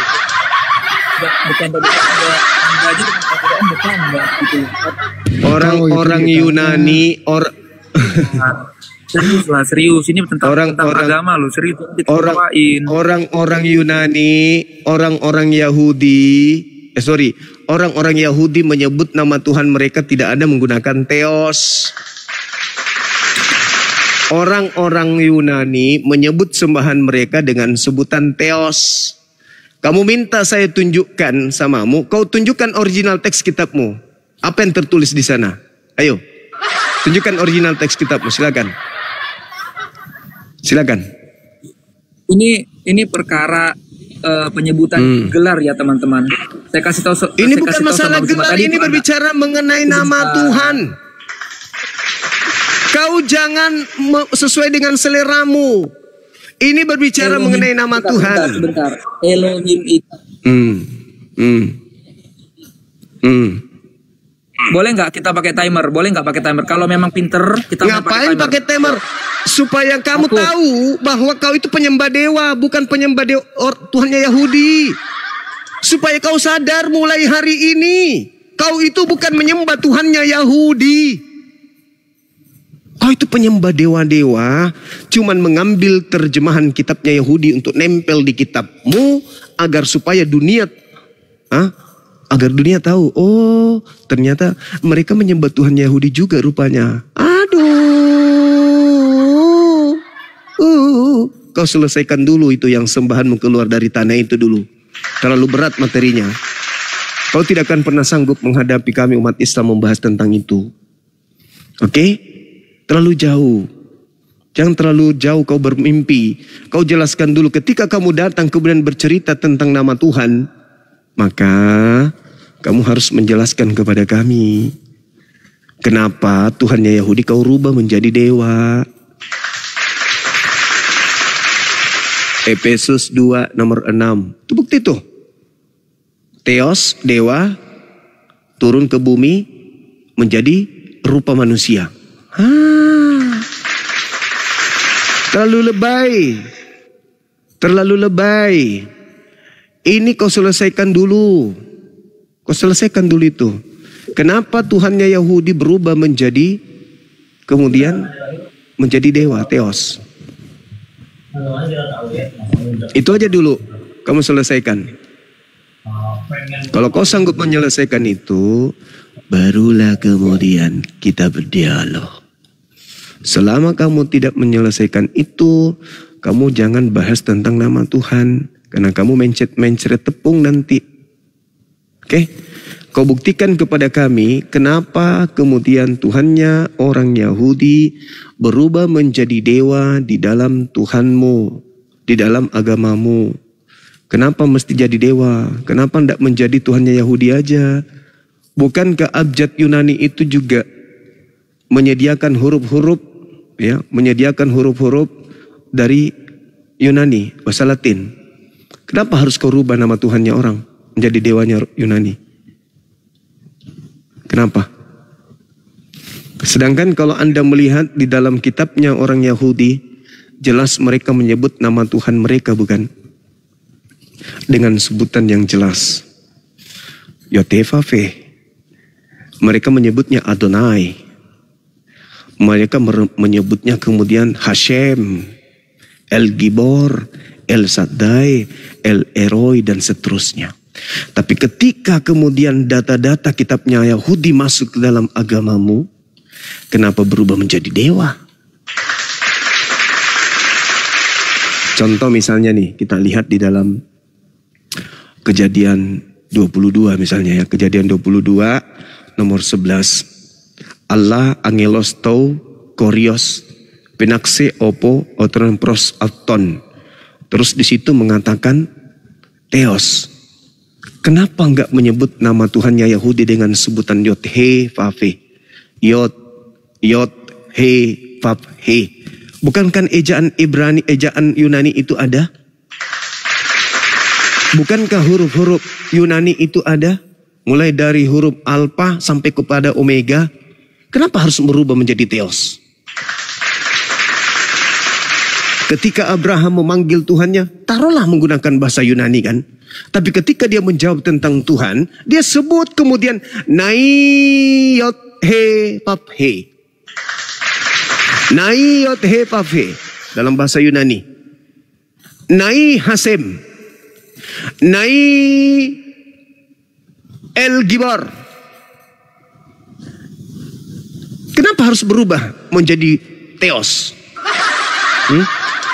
Kenapa enggak memakai abjad Yunani dengan bahasa nama Tuhannya orang Yahudi? Kenapa harus dirubah? Sama ketika lasok bolong diterjemahkan ke dalam bahasa Indonesia, nama enggak usah diterjemahkan. Jangan dialihbahasakan namanya orang. Lasok bolong kepada yang terhormat anakku lasok bolong di Jakarta. Wah, diminta bapakmu itu kalau ngirim surat harus pakai bahasa Indonesia dong. Jangan bikin malu. Surat yae utulis untuk anakku lasok bolong ya menroy di Jakarta. Anaknya nelpon, bapak, ajat mau pasirik-sirik ki. Jangan bikin malu. Kalau ngirim surat itu tolong bahasa Indonesia semua dong. Jangan pakai bahasa Bugis, malu. Akhirnya bapaknya ngirim surat, sampulnya di luar. Kepada anakku yang tercinta, Ananda, penis hitam di Jakarta. Karena dia terjemahkan lasok bolong. Lasok bolong itu ya itu penis hitam. Tambah malu anaknya. Samanya ini. Kenapa diterjemahkan atau ditinggalkan asli daripada nama orang, nama Tuhan? Kalau Yotevave dalam bahasa Yunani, tetap di dalam bahasa Ibrani, nama itu jangan kau rubah. Jadi harusnya bunyinya di sana itu Allah ongelos to Yot He Vav He Punakse Opo Ton Aurano. Tuhan memanggil Abraham dari langit. Kenapa kau harus merubahnya menjadi Theos? Kan bisanya di tengah-tengah bahasa Yunani ada tetap nama Tuhannya Yahudi. Kalau memang merujuk kepada sembahannya para nabi. Oke, begitu ya. Begitu saudaraku kontol pula, sorry, astagfirullahaladzim. Penis hitam, supaya kamu nama itu jangan kau alihbahasakan. Ya, jangan. Kecuali memang kata-kata yang lain. Tapi kalau nama, masa namanya orang kau ganti? Gak boleh. Jangan kau ganti namanya orang. Oke, saudara kontol lagi, astagfirullah. Kok jadi sain patah ya jadinya ya? Allahu Akbar, Masya Allah, Masya Allah. Ini gara-gara penis hitam ini bang. Jadi gini Pak Jemaah, persoalannya ini tadi Oten ini dia nggak sadar. Sopaten. Dia nggak sadar kalau tidak ada Tuhannya Yahudi, dijadikan manusia, dia nggak punya Tuhan. Jadi Oten itu Tuhannya beda dengan Tuhannya Yahudi. Tuhannya Oten adalah Yesus. Yesus ini menurut mereka Tuhannya Yahudi turun menjadi manusia. Itulah sebabnya mereka ini kalau Yahudi tahu Tuhannya dijadiin manusia pada umumnya gitu. Waduh, nggak bisa ngebayangin kalau Esra suruh datang ke sana ditanyain, "Hoi Esra suruh, kenapa Tuhanku kau turunkan menjadi manusia? Apa dasarnya?" Kan gitu. Makanya sebagian itu kalau dia ke sana itu tidak mendapat apresiasi, melainkan diludahi, digamparin. Oh gitu ya. Iya, yang gamparin itu sudah tahu. Kenapa Tuhanku kau turunkan menjadi manusia, kau salib? Itu bukan Tuhanku. Kata Yahudi kan gitu. Jadi mereka ini sebenarnya apa ya? Mencari-cari pembenaran bahwa dia termasuk Samawi, padahal dia adalah Romawi. Romawi mau dibungkus Samawi, kakak katamu. Ya begitu kira-kira. Mudah-mudahan tercerahkan. Iya, masih mau datang besok. Oke. Banyak orang Masih mau datang. yang mengerti. Halo. Saudara siapa ini? Teman kita ini yang pakai baret nih. Selamat siang, Bang. Ya, halo, ya. Kusai Rizal. Selamat siang, Gurunda Suma, ya. Kusai Rizal, sabar Bang. Kusai Rizal, selamat siang. Kusai dulu. Selamat siang juga. Selamat siang juga. Iya, dari mana? Agama mana, Bang? Muslim. Oh, Muslim. Dibawa aja dulu ya, Bang ya. Oke, Bang Karem. Saudara Karem. Silakan. Ya, saya Kristen, Bang. Kristen. Ya, Bang. Ya. Siap. Jadi Begini, Bang, tar dulu, ada Bang. Ntar dulu. Kalau Anda mau diskusi sama Bang Juma, wajib on cam. Silakan. Belum bisa on cam ini, Bang. Saya hanya mau diskusi, bukan berdebat, Bang. Ya. Oke, silakan. Ya. Jadi ketika Bang Suma tadi bernarasikan itu, saya memang sudah jauh hari sudah sependapat ya bahwa kata Allah itu dalam Bible itu terjemahan Ibrani itu YHWH. YHWH ini nama yang suci, nama yang kudus, tidak bisa diterjemahkan menjadi Allah, tidak bisa. Jadi saya memang sepakat Bang ya. Cuma perbedaan pemahaman saya mungkin dengan Gurunda ya. Itu perbedaan di kalau Gurunda punya pemahaman Yesus itu atau Yeshua HaMashiach itu adalah manusia yang Kristen jadikan Tuhan. Itu yang perbedaannya. Manusia kalian tuhankan. Nah seperti itu. Dan Kristen juga Muslim juga itu banyak menganggap dalam Bible itu ada berapa Yesus begitu. Padahal menurut kami hanya satu saja Yesus di situ, satu saja yang dimaksud begitu Bang. Paulus menyebutkan ada Yesus lain. Ya, jadi gini Gurunda ya. Ketika mungkin Gurunda menyatakan ada Yesus lain, ya saya ingin tahu. Jadi Yesus lain itu Paulus Bang yang mengatakan itu, bukan siapa? saya. Iya, siapa papa mamanya gitu Bang? Siapa papa mamanya Yesus lain?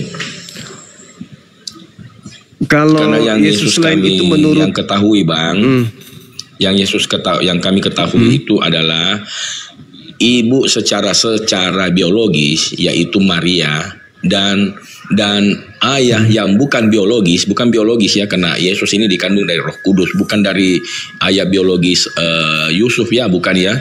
Ya, tapi secara manusia ini Yusuf ini tunangan daripada Maria. Jadi saya tidak mengatakan di sini bahwa Yusuf adalah ayah biologisnya. Kalau memang dia Yusuf ini ayah biologisnya, berarti dia sama dengan kita manusia. Ya, seperti itu Bang. Abang coba jelaskan Yesus lain itu kenapa sampai Abang mengatakan bahwa ini Yesus yang lain, ini bukan Yesus yang ini, begitu Bang. Apakah Paulus Abang mengetahui silsilah bapak mamanya begitu Bang? Ya, silsilah bapak mamanya kan begitu ya.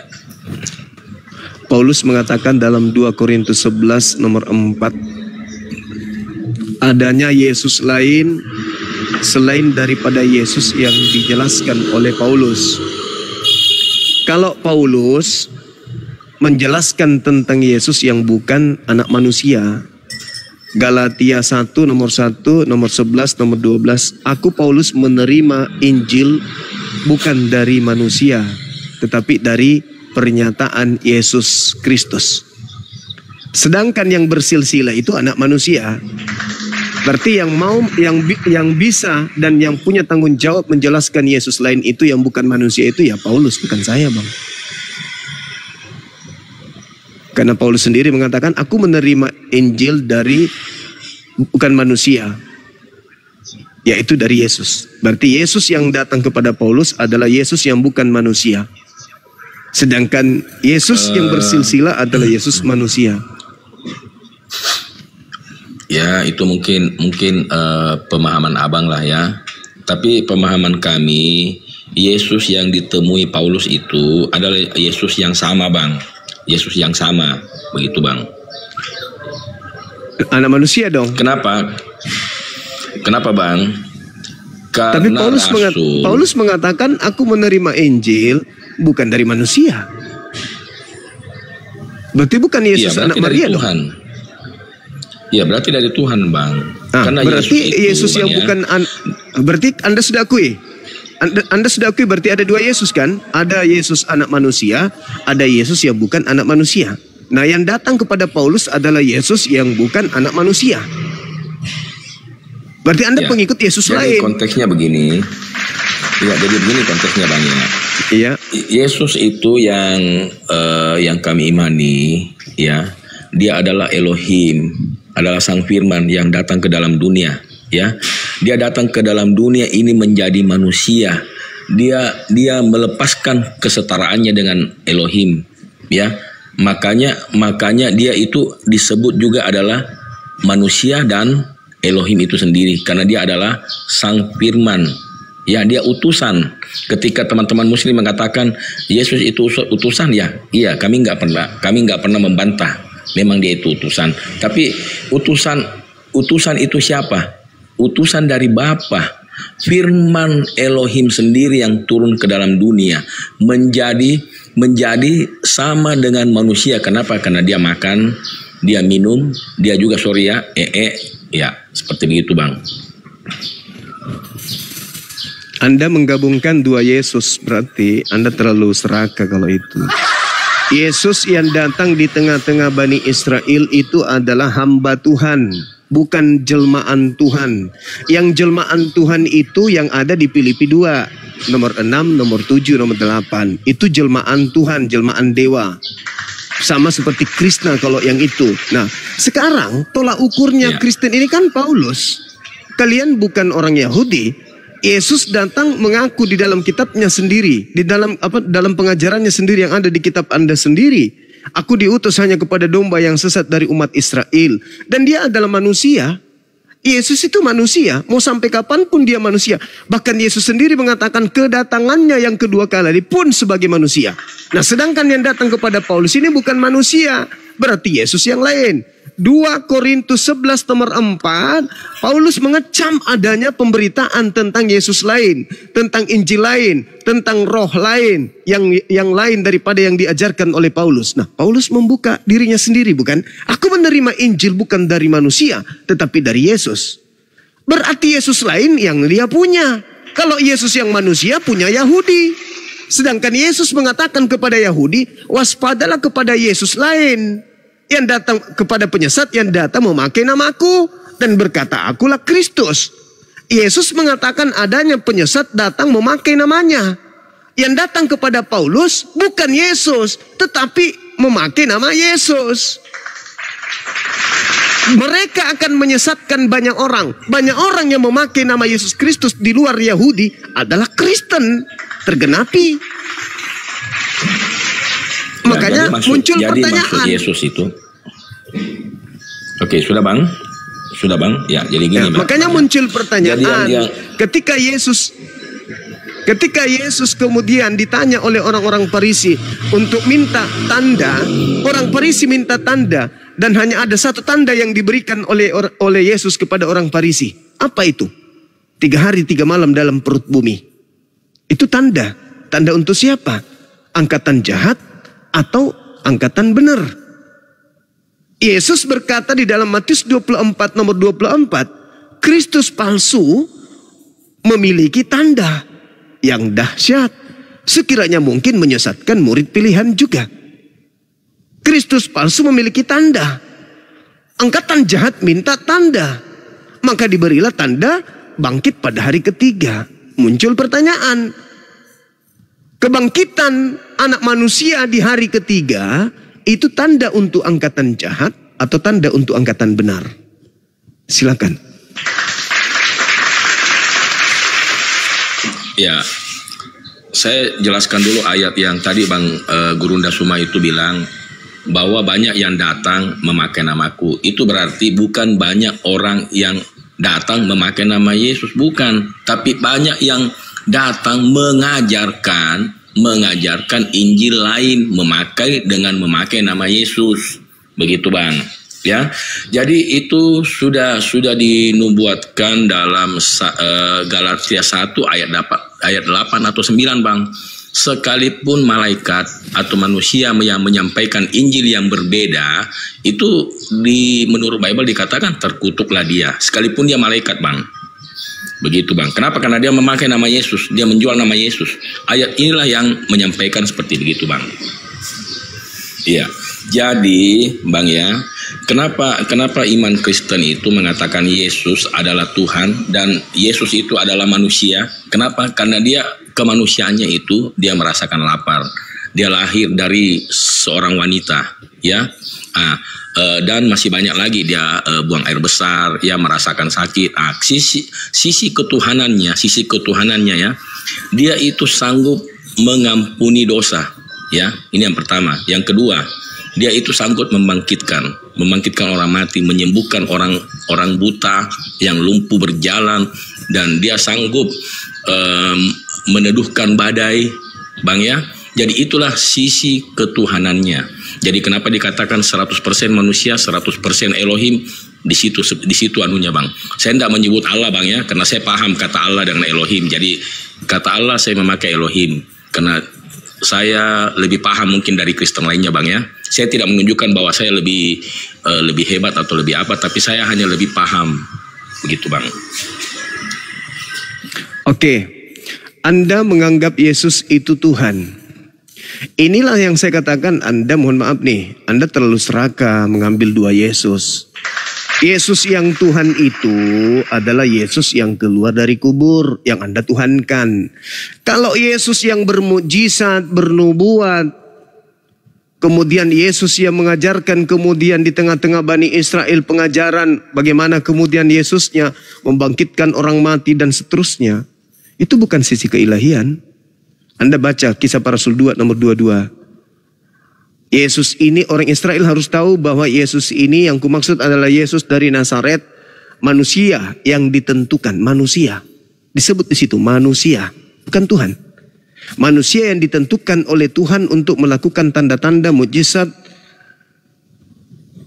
yang dilakukan oleh Tuhan melalui Yesus. Jadi Tuhan yang melakukan melalui Yesus.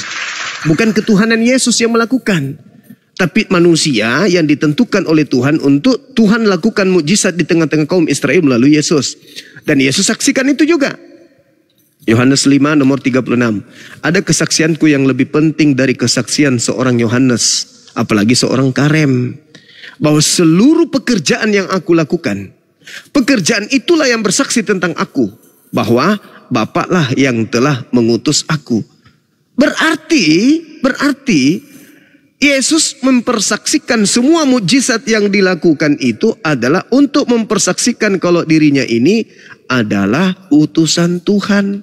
Tapi Anda menilai semua mukjizatnya sebagai Tuhan. Kenapa? Karena Anda sebenarnya mempertuhankan Yesus lain. Tapi yang Anda bawa di sini seakan-akan anak Maria.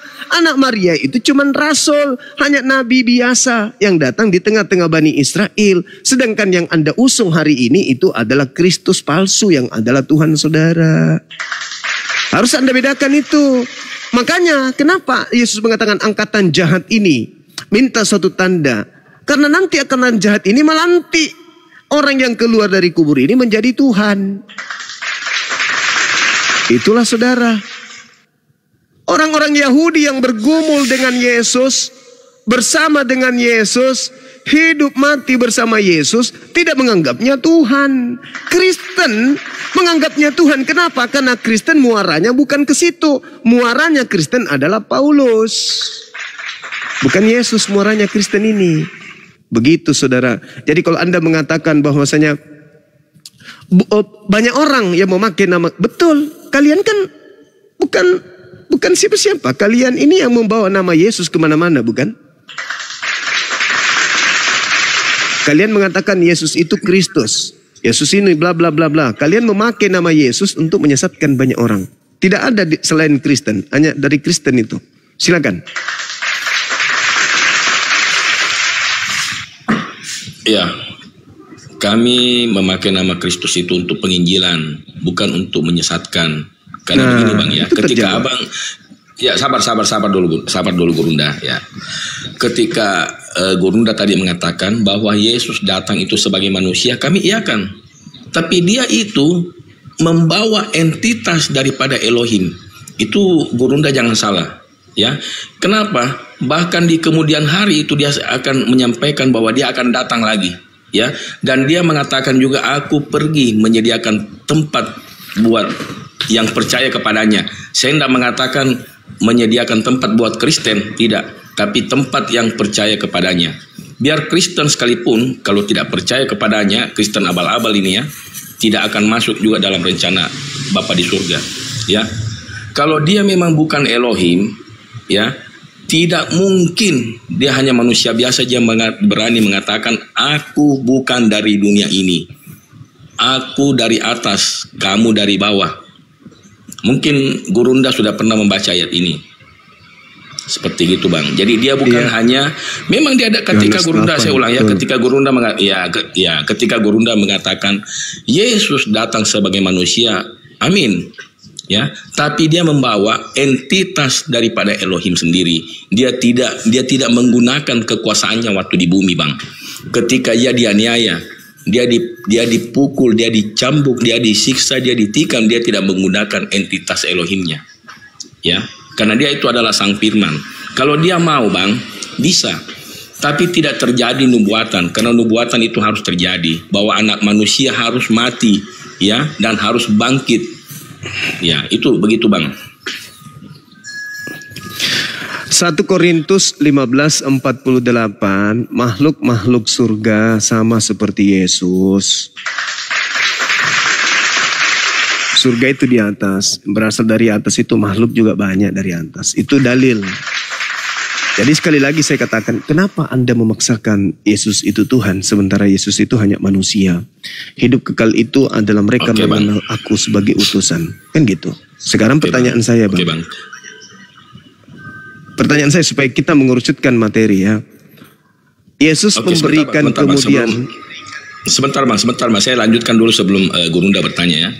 Kalau dia itu adalah, Abang mengatakan, Gurunda mengatakan Yesus itu makhluk surgawi, justru Elohim sendiri, Bapa yang di surga mengatakan pada saat dibaptis ya, inilah anak yang kukasihi, kepadanya lah aku berkenan. Tidak pernah dia mengatakan inilah makhluk surgawi yang kukasihi. Justru dia mengatakan inilah anakku atau di sini apa? Firman-Nya yang dikasihi oleh Bapa. Yang telah datang ke dunia, diutus. Begitu Bang. Tidak pernah dikatakan Yesus itu adalah makhluk surgawi, bukan begitu Bang. Memang dia berkedudukan di surga, tapi bukan dikatakan makhluk, karena dia adalah firman itu sendiri Bang. Begitu Bang. Oke, silakan. Lagi-lagi Anda nak berak dalil. Anda nak berak dalil. Yesus dikatakan anak manusia. Yesus tidak pernah menyebut dirinya sebagai anak Allah, kecuali tuduhan orang-orang pada saat itu. Yesus selalu mengatakan manusia, anak manusia, manusia. Sabar dulu. Iya, saya kira. Iya Bang. Ya, tunggu. Ketika saudara mengatakan Yesus itu bukan makhluk, jelas dalilnya 1 Korintus 15:48, Yesus adalah makhluk. Anda bantah Bible. Kemudian, ingat, Yesus dibaptis di tengah-tengah orang Yahudi. Bukan dibaptis di Romawi. Bukan di tengah-tengah orang Kristen Yesus itu dibaptis. Bagi orang Kristen, anak dewa adalah dewa. Orang Yahudi, anak Elohim itu manusia, makhluk. Siapapun yang bergelar anak Elohim itu makhluk. Amsal 3 nomor 11 nomor 12, orang Yahudi disebut anak Elohim karena mereka taat mendengarkan perintah Elohim. Orang Kristen kalau sudah dikatakan anak Tuhan, wah jadi Tuhan juga mungkin. Yesus disebut anak Allah, anak Elohim, artinya hamba yang taat. Kisah Para Rasul 4 nomor 30, Yesus disebut hamba yang taat. Yesus disebut hamba yang suci. Jadi orang Yahudi, saudara, dalam perspektif mereka anak Tuhan itu artinya hamba Tuhan. Kalau orang Kristen anak Tuhan, ya itu anak Tuhan atau anak dewa. Beda. Kalau di Islam kekasih Tuhan, orang-orang yang intim kepada Tuhan bukan berarti pacarnya Tuhan. Orang Yahudi anak Tuhan berarti orang yang intim mendengarkan didikan Tuhan sama seperti mereka mendengarkan didikan ayah. Kalau orang Kristen anak Tuhan sama seperti Krishna, sama seperti Dewa Atis, sama seperti Dewa Mitra. Mereka kemudian menganggapnya anak-anak dewa. Itulah Kristen, beda pola. Jadi Yesus dibaptis di tengah Bani Israel, bukan di tengah Bani Kurion, bukan. Bukan di tengah-tengah orang Roma. Kalau orang Roma mungkin, Paulus aja mereka anggap dewa. Apalagi Yesus. Jadi beda itu abang, beda. Nah sekarang, yang ingin saya bahas dengan Anda ini, supaya tidak melebar adalah, Yesus diminta oleh orang-orang Farisi untuk memberikan tanda kepada dia. Yesus memberikan tanda, yaitu bangkit pada hari ketiga.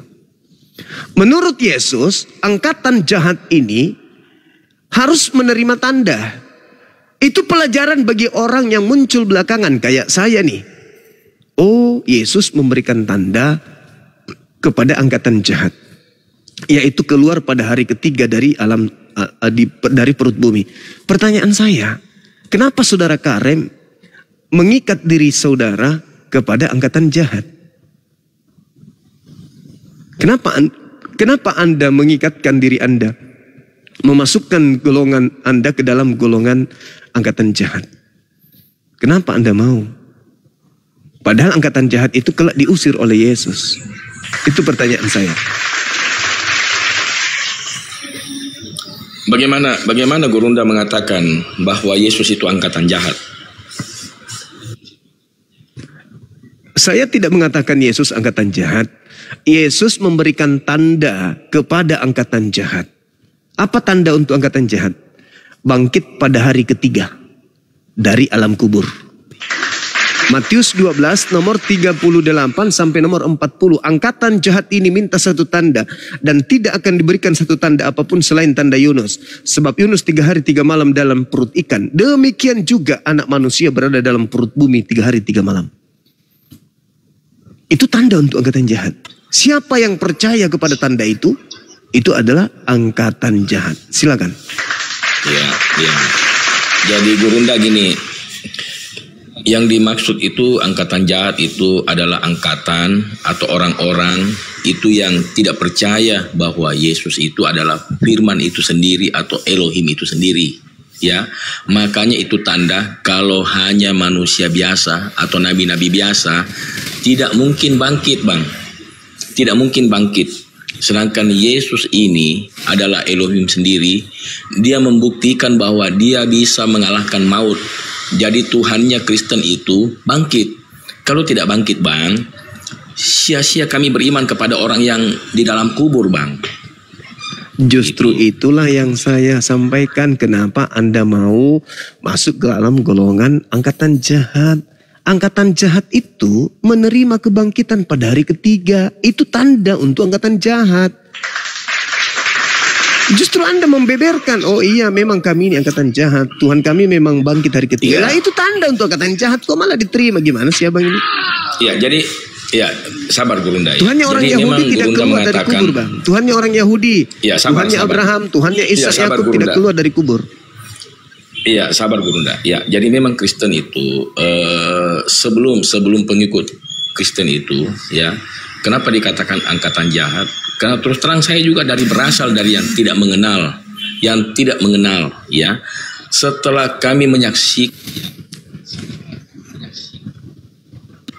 apa perbuatan yang dilakukan oleh Mesias atau Yesus, ya, dia sanggup melakukan mujizat-mujizat, dia sanggup membangkitkan orang mati, bahkan dirinya pun, ya, dibangkitkan oleh Bapa, ya, untuk dinubuatkan, ya, di penyaliban, sehingga darahnya tercurah, ya, di kayu salib, menjadi pengampunan bagi orang yang percaya kepadanya.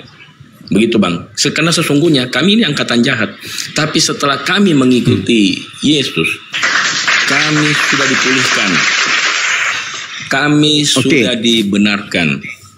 Begitu Bang. Kecuali kami tidak percaya, kami masih angkatan jahat. Apa tanda yang diberikan Yesus kepada angkatan jahat?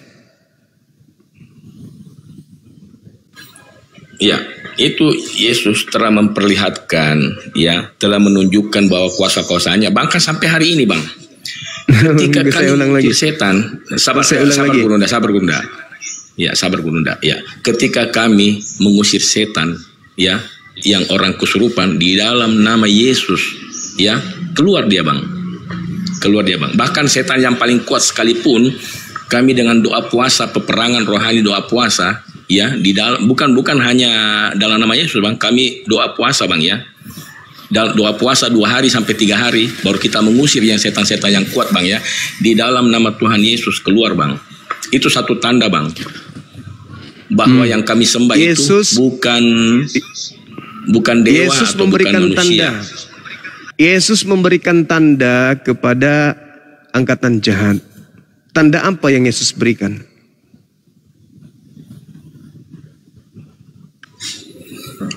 Ya, angkatan jahat ini minta satu tanda. Ya. Tanda apa yang Yesus berikan kepada angkatan jahat?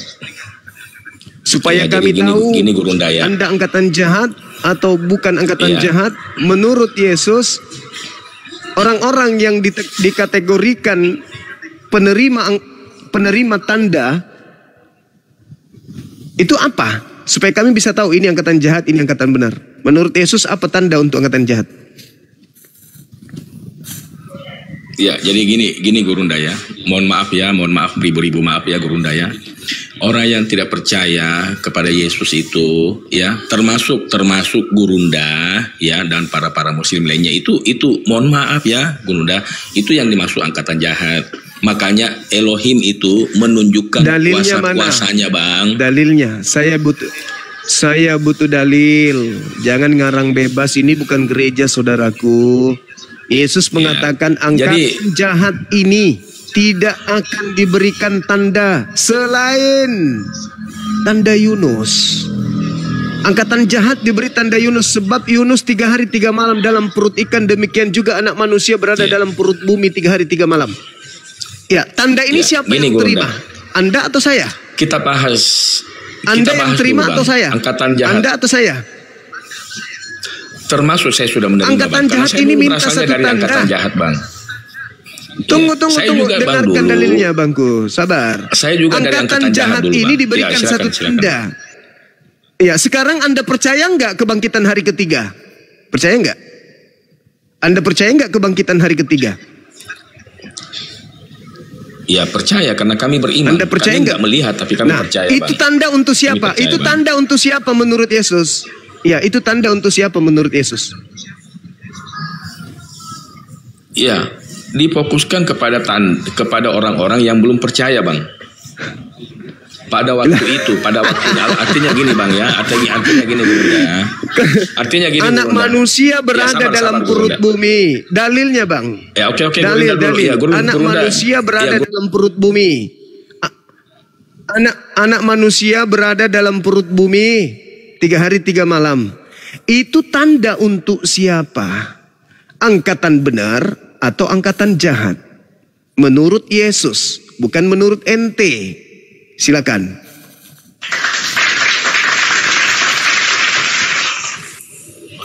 Ya, tujuannya untuk angkatan jahat dan angkatan yang baik juga, otomatis supaya memperlihatkan juga Bang. Jadi bukan hanya jangan yang Anda, tidak perlu. Jangan Anda tambah-tambahi. Jangan Anda tambahi, jangan Anda tambahi. Berarti berada dalam perut bumi, keluar pada hari ketiga, itu tanda untuk angkatan jahat. Nah, Anda percaya itu, Anda menerima itu, berarti Anda adalah angkatan berasal Anda dari angkatan apa? jahat. Karena itu adalah tanda berasal dari angkatan jahat. Anda angkatan jahat. Sampai hari ini Anda percaya kan? Iya, kami berasal dari angkatan jahat. Terus terang, aku termasuk dari angkatan jahat. Tapi setelah kami menerima, ya kami sudah di luar daripada angkatan jahat, Bang. Berarti Anda sudah tidak percaya lagi kebangkitan hari ketiga? Justru kami percaya. Tidak percaya lagi kebangkitan hari ketiga? Iya, berarti Anda angkatan jahat percaya, sampai Bang. Sekarang berarti masih angkatan jahat. Berasal dari angkatan jahat. Berarti Anda masih angkatan berasal jahat. Dari angkatan jahat. Iya, dan masih berasal, angkatan Bang, jahat. Berasal. Dan masih angkatan jahat. Dan masih angkatan jahat. Kalau kami, karena Anda masih percaya kebangkitan hari ketiga. Iya, karena memang terjadi, Bang. Itu ada sejarahnya, Bang. Ada sejarahnya, Bang. Iya, memang tanda. Ada historisnya. Tanda itu harus terjadi karena angkatan jahat harus punya tanda, maka harus terjadi.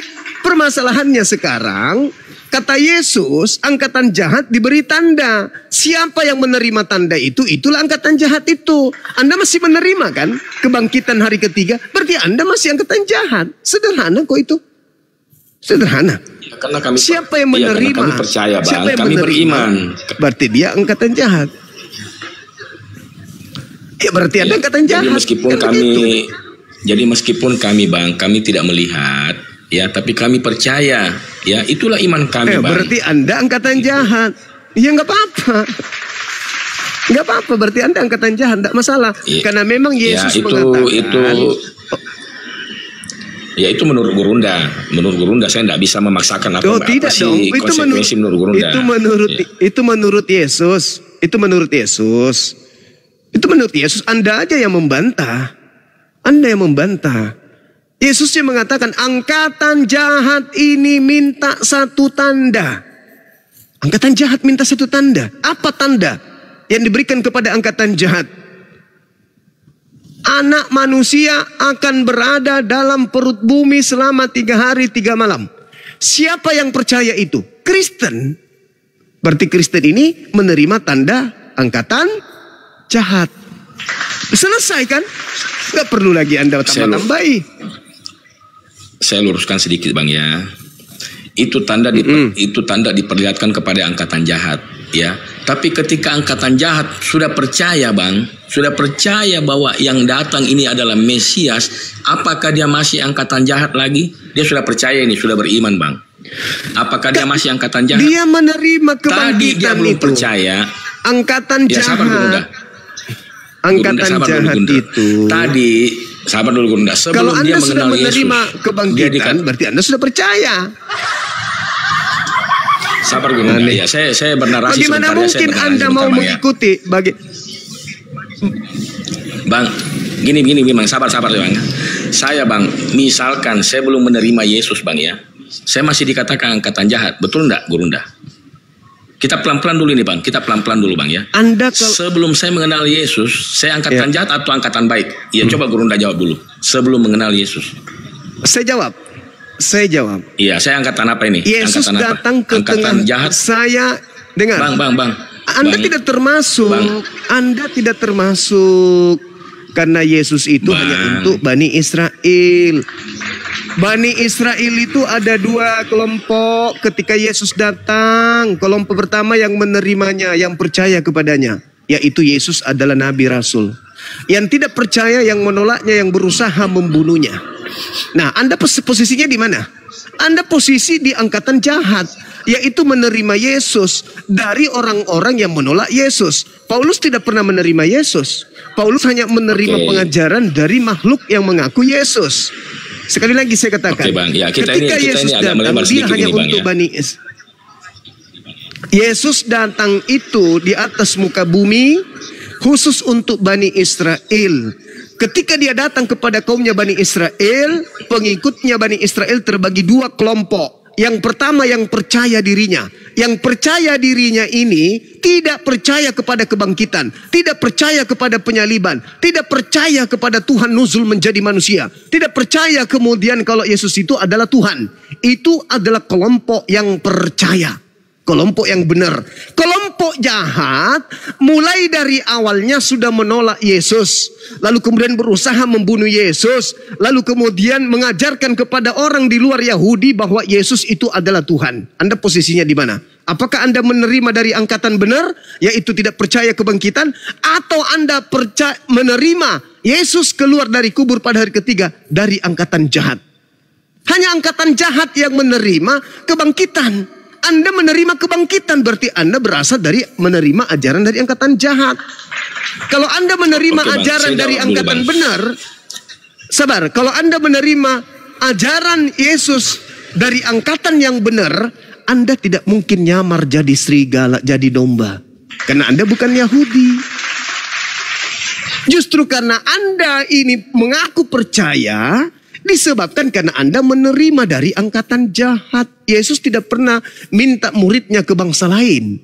Matius 12 nomor 5, Matius 15 nomor 24, Matius 10 nomor 5 nomor 6. Yesus berpesan kepada ke-12 muridnya agar jangan ke bangsa lain. Ke-12 muridnya jangan ke bangsa lain. Yang pergi ke bangsa lain itu adalah murid palsu, Paulus. Lahirlah Anda, pengikut Paulus, dari orang-orang yang membenci Yesus. Pembenci Yesus mendirikan agama Anda. Lahirlah Anda. Begitu kawan. Itu persoalannya, Anda harus paham di situ. Oke, sudah bisa saya tanggapi Bang? Silakan. Oke, jadi Gurunda tadi membacakan ayat itu mengatakan Yesus itu lahir hanya untuk Bani Israel. Tapi ini pada saat Yesus dia sudah mau terangkat ke sorga, itu dia berpesan Bang, satu ayat ini Gurunda jangan lupa baca. Pergilah, jadikanlah semua bangsa muridku. Apakah ada tulis itu hanya untuk bangsa Israel Bang? Jadi Gurunda ini artinya jangan membaca Yesus. Satu ayat Bang. Itu bukan Yesus, itu tanda. Jadi siapa Bang? Itu tanda. Bukan. Itu tanda untuk siapa? Keluar dari perut bumi itu tanda untuk siapa? Bukan Bang, ini Yesus sendiri bernarasi. Pergilah setelah diutus ini ke 12 murid Bang. Sekali lagi saya katakan kepada saudara, yang keluar dari bumi pada hari ketiga sebagai tanda Yunus itu tanda untuk siapa? Untuk siapa tanda itu? Kan tadi saya sudah bilang, Yahudi terbagi dua kelompok. Ya, ini sudah berbicara yang mengenai mengutus, Bang. Ini sudah perintah untuk mengutus, Bang. Jadi sudah di luar daripada konteks parah ini. Kan tadi Abang mengatakan, aku diskusi panjang Bang, tadi kan Anda mengatakan bahwa Yesus hanya untuk Bani Israel. Jadi saya menjawab bahwa Yesus mengatakan pergilah jadikanlah semua bangsa muridku. Bukan lagi membahas tanda Yunus Bang. Itu bukan Yesus. Astagfirullahaladzim, ya Allah ya Karim. Sekarang tanda Yunusnya berada dalam perut bumi 3 hari 3 malam. Waduh. Yesusnya memberi tanda 3 hari 3 malam dalam perut bumi. Betul tidak? Betul tidak? Ya. Ya Bang. Ya, setelah hari ketiga bangkit atau tidak? Setelah hari ketiga bangkit atau tidak? Iya Bang. Bangkit Bang, bangkit. Bangkit. Itu tanda untuk siapa? Ya sudah Gurunda katakan bahwa untuk angkatan jahat, bagi yang tidak percaya kan. Angkatan jahat. Bagi kok yang bagian tidak percaya, aduh. Iya, tapi bagi yang percaya kan masa angkatan jahat Bang. Anda tidur sana, Anda tidur di gereja. Malas saya sama orang yang tidak otaknya tidak berfungsi. Dijelaskan tidak ngerti-ngerti. Jangan masuk di kumal-kumal diskusi Bang. Kalau otak Anda nggak berfungsi normal, jangan menghabiskan waktu orang. Yesus mengatakan, aku diutus hanya kepada domba yang sesat dari umat Israel. Dah selesai. Anda merubahnya. Oh, ada perintah Yesus lagi bang. Yesus, mana perintahnya? Ketika dia keluar dari kubur, itu tanda untuk siapa? Tanda untuk angkatan jahat kan? Ya Anda harus terima, tapi Anda putar. Oh itu tanda, tanda apa? Tanda itu untuk orang yang apa? Angkatan jahat minta satu tanda dan tidak akan diberikan satu tanda. Kecuali tanda Yunus. Bangkit pada hari ketiga, keluar dari perut ikan pada hari ketiga. Itu tanda untuk siapa? Angkatan jahat. Sulit memang, sulit. Sulit untuk mewaraskan orang yang pura-pura gila.